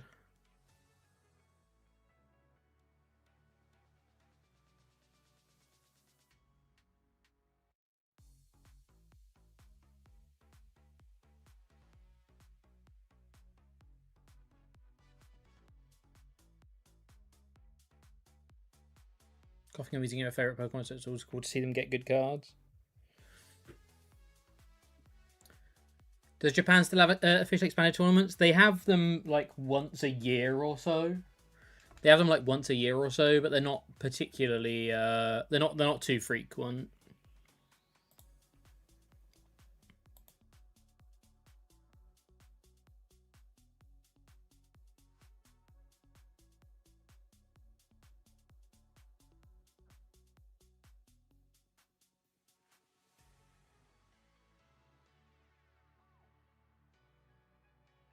I imagine Regidrago is still the best deck. I actually don't know that it is.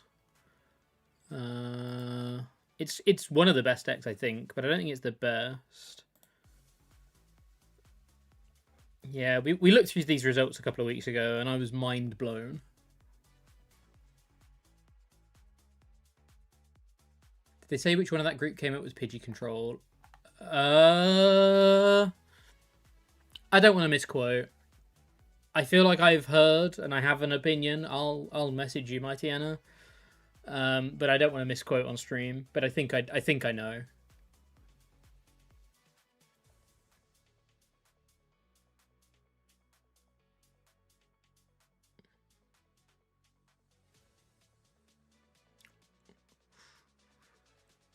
But yeah, Joe came up with it and they stole it.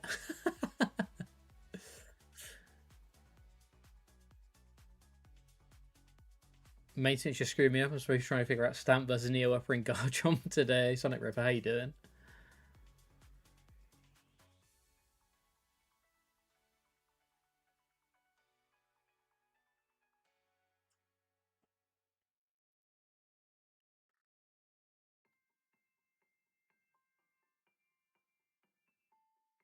If I get a DM from Jack and that's the actual story, I won't cry.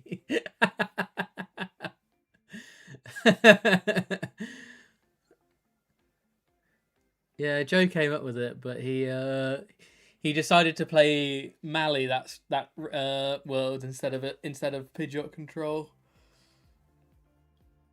We all played Mally instead.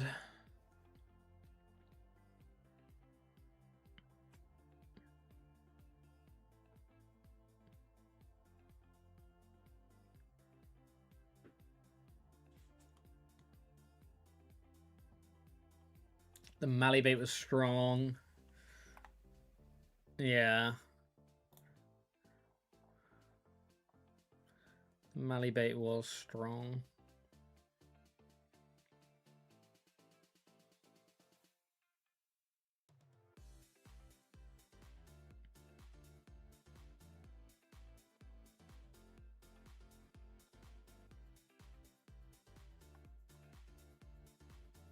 There you go. I knew it saw play. There you go. I forgot about that Behemoth deck. Yes. The Behemoth deck was a thing. Did you forget about this guy? What about this guy? Do you remember this guy played Spiritomb?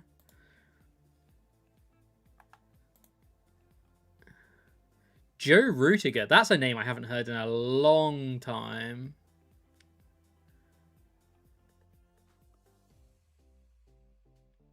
That's a name I haven't heard in a long, long time.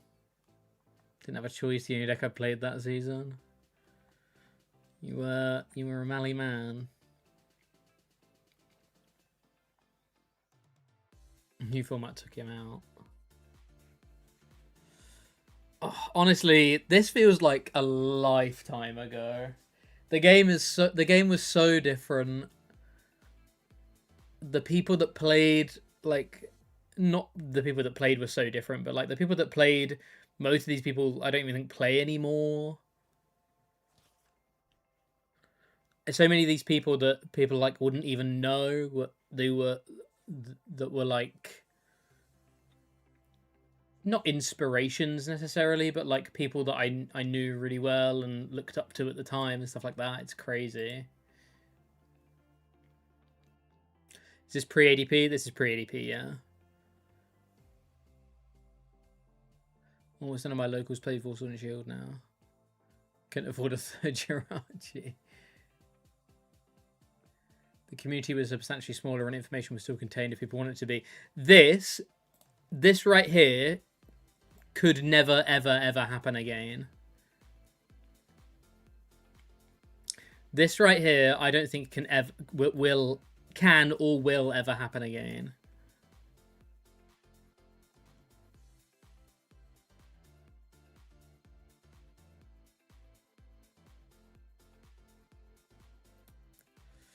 And that's such a shame, because this, as toxic of a deck as it was, even though I played it, as toxic of a deck as it was, this was it was so cool. It was so cool. I can send you a link, yeah.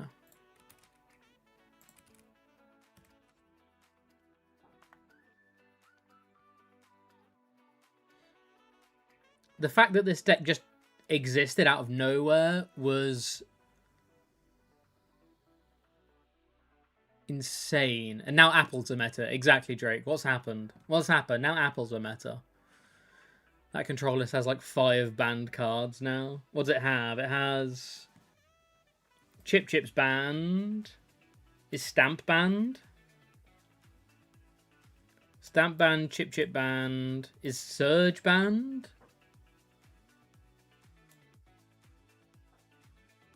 Guru's banned. Blaming Doll Sword on Omnipoke, not gonna lie. This was strong enough, and then when they went and gave it Jesse and James.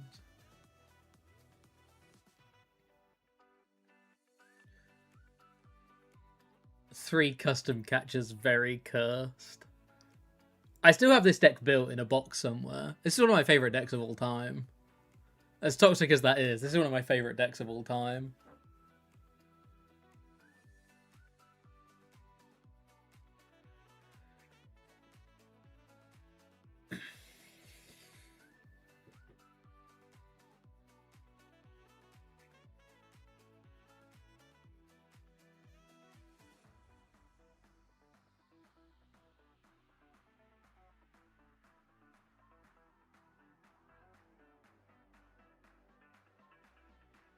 I think the story of this deck is as cool as this deck. I don't know that I know the story.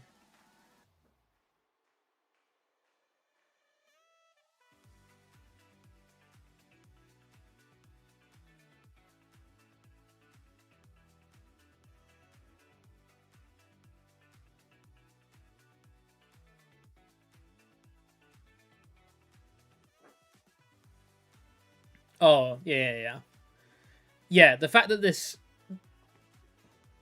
appeared out of nowhere and got top 8 at Worlds is just crazy.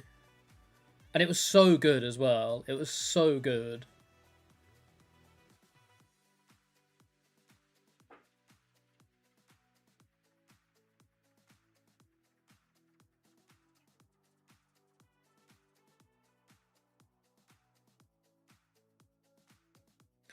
Probably the biggest no leaks moment for a Worlds ever. Yeah.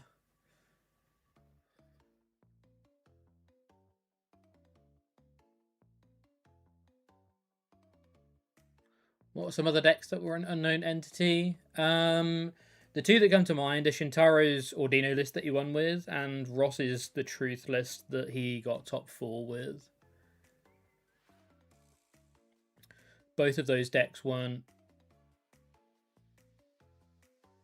known in any quantity before they did well. Mightyena might know more. Mightyena's really good with like classic Pokemon knowledge, so Mightyena might know a little bit more. 04 Magma. Yeah.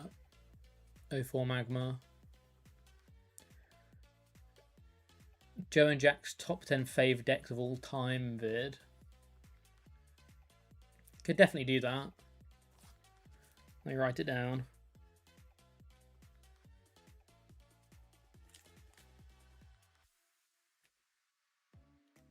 Is that our favorites, or is that like the best? I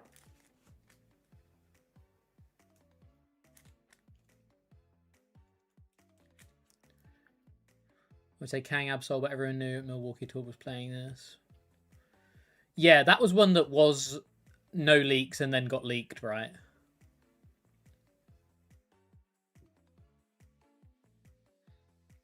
Norwegian Zoropod. Yeah, that's another good one.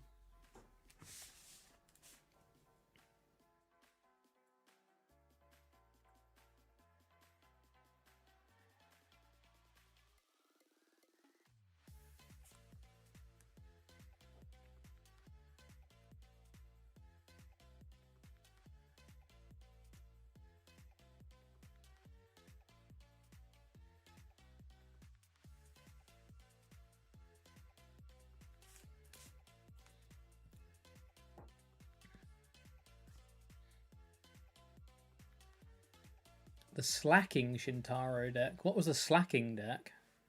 I don't know that I know the slacking deck.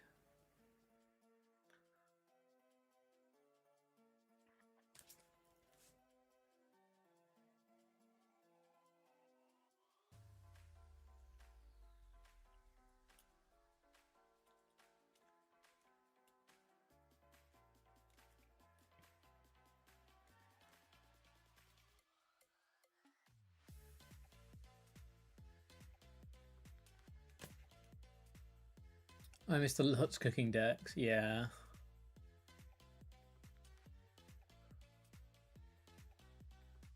With Super Boost Energy and Ninja GX. Oh, I do know the one.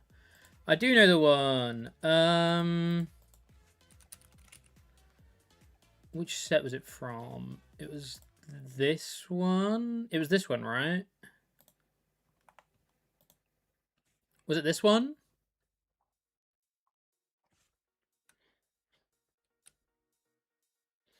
All I remember from Lutz is sitting 5 tables away from playing Honchkrow EX and hearing Kakor.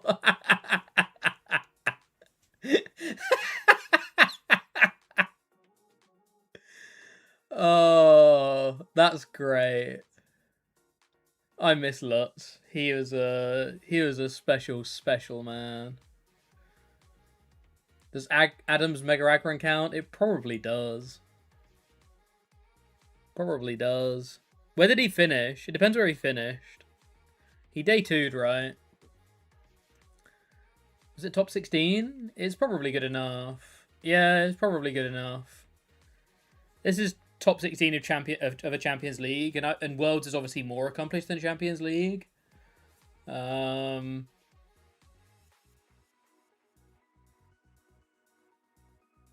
got a lot of Japanese fanboys after that. I bet he loved that.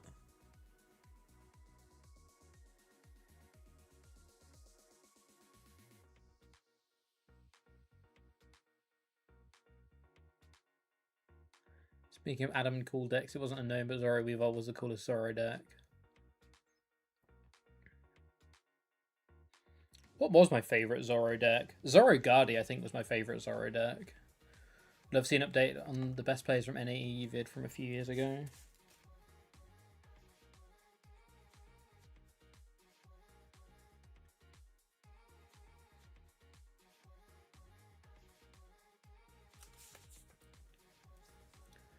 Zoro, Weavile, Tails, Rock. Checkmate Zoro. Probably shouldn't try something. Mega Bean somewhere. That's a lot of stage 2s, but if you can get it to work, Josh, that's pretty good. Adam only got top cut because Morehouse refused to play Happy Magnemite in his deck after I told him to. Got punished for not having it. And the Ganadel Checkmate, that was one. You don't feel like we've ever heard much about Joe's winning Paris SBE run? There's not too much to talk about other than he wasn't going to attend the event until a couple of people called him up the night before, like on the Thursday night, and said you should come, and he wasn't gonna, and then they managed to persuade him to.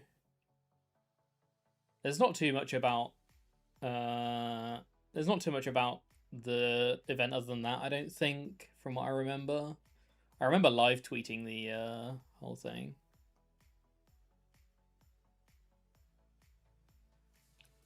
Nagbox System 1 World side event was cool.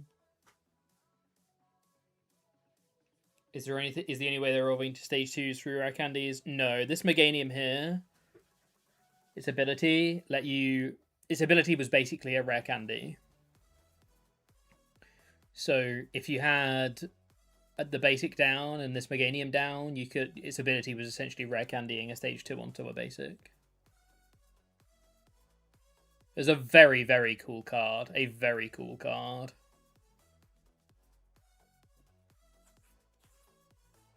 Yeah, very cool card.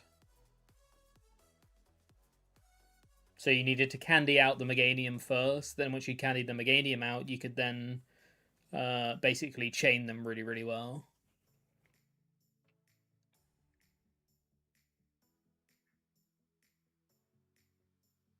As you can see, it played one super boost energy because it would just haze slash every turn and shuffle in every turn.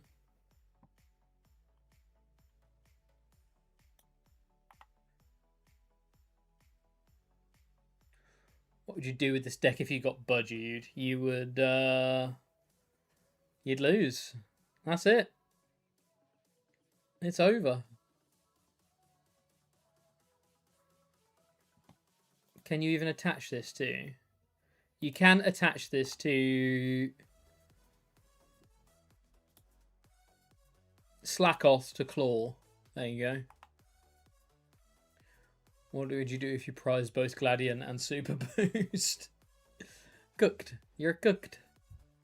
You're cooked, buddy.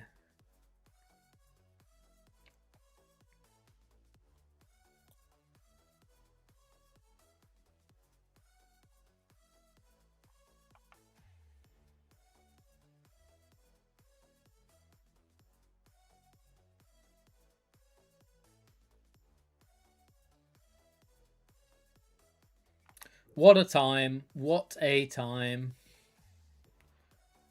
What a time.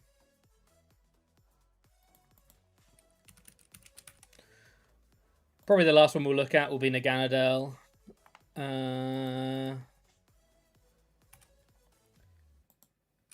This Naganadel.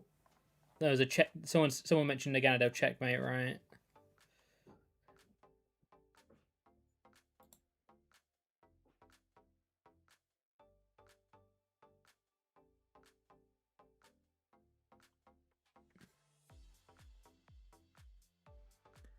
Ninetales really enabled so many decks for like 3 months. Have there been any completely insane decks like these recently, even if they're not secret?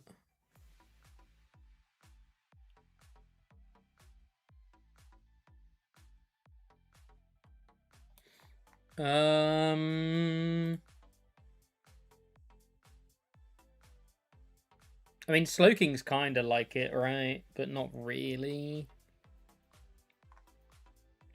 I think the answer is just no.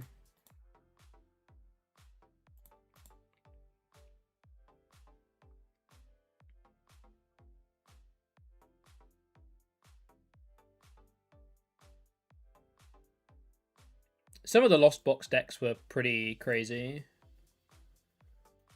Future Box stuff, I wasn't a fan of. Well, like, not what I wasn't a fan of, but like Future Box stuff isn't really what I'm thinking. But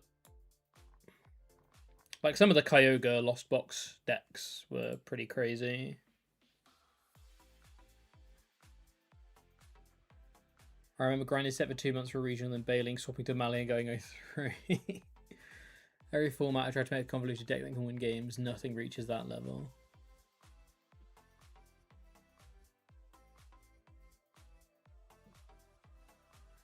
And then from this deck we got Poipolstall, yeah. You could argue Terrabox, maybe. What's the worst deck on Limitless? What's the worst deck that has more than 1 point? Silvally, Sceptile, Zygarde, Lucario, Zoro, Silvally, Persian. This was... Oh, this is Cremascoli. Sanders low kicks deck, yeah.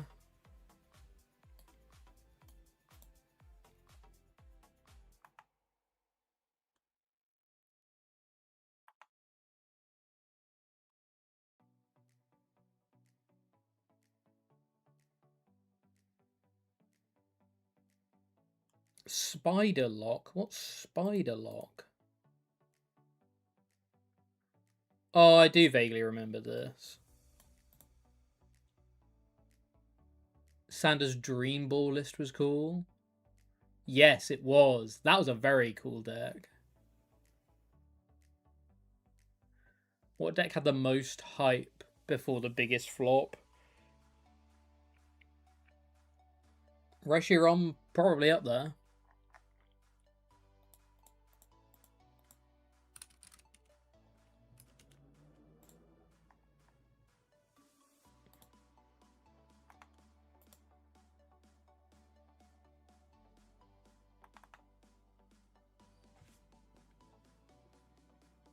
Duskmane.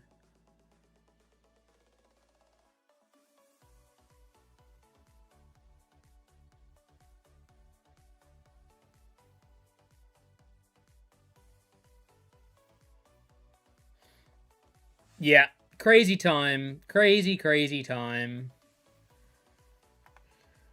Those were the days. Those were the days.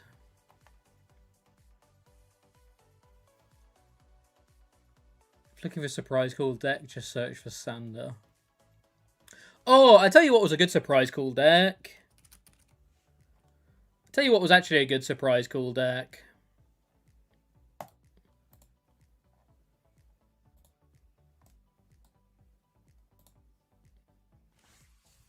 This deck right here. This deck is one of the last times I remember having a surprise cool deck.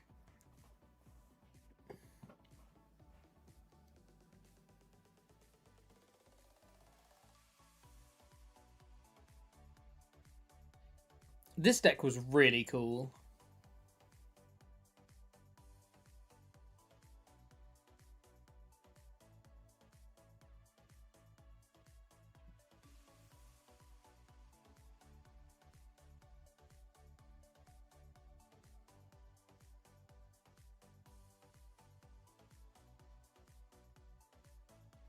You have to play all 4 parts at once? Yes, you do. Yes, you do. Fundamentally cringe gameplay, but cool execution and meta cool. I think Sander should have won this NAIC. I think he got super unlucky in top 4, right, against Azul.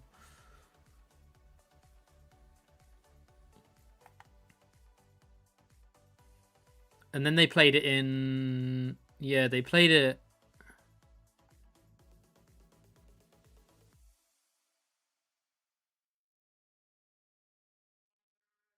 Was it this one?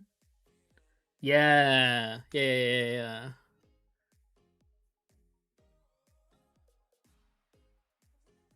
Oh, that's right. Yeah, Azul played Phoebe and Palpad. Yeah. He played it really well. Yeah, this was another Mewtwo deck that Sander played. I remember him playing this one. This one was really cool.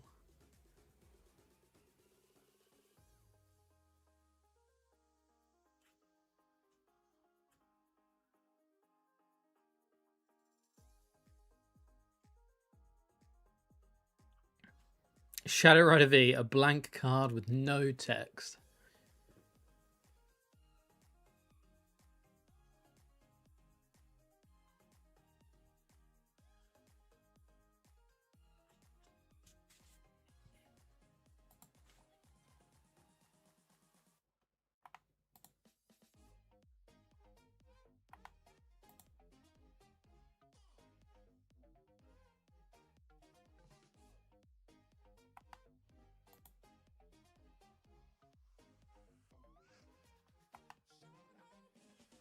This deck made me like $100 since I bought the promo Gengar art for it.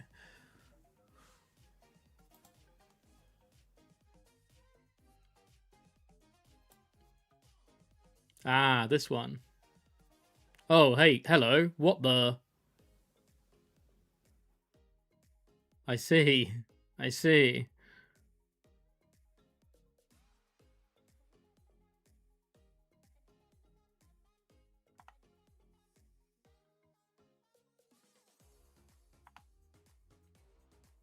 Ah, yes, buying Gengar collection is suddenly blinking at your binder moment. That Spike is a graded card. Oh, I see. I see.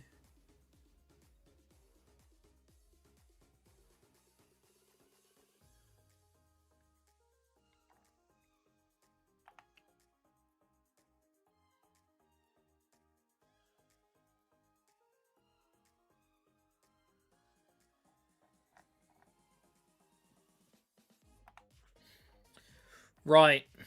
On that note, I'm gonna be calling it here. Unfortunately, obviously not unfortunately, live went down, had some maintenance, but I think we made up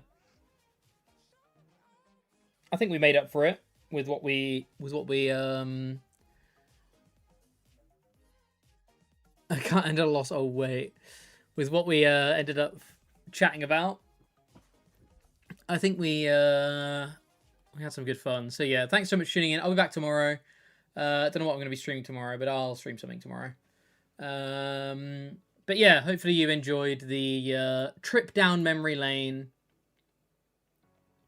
And yeah, I will catch you all tomorrow. Cheers, everybody.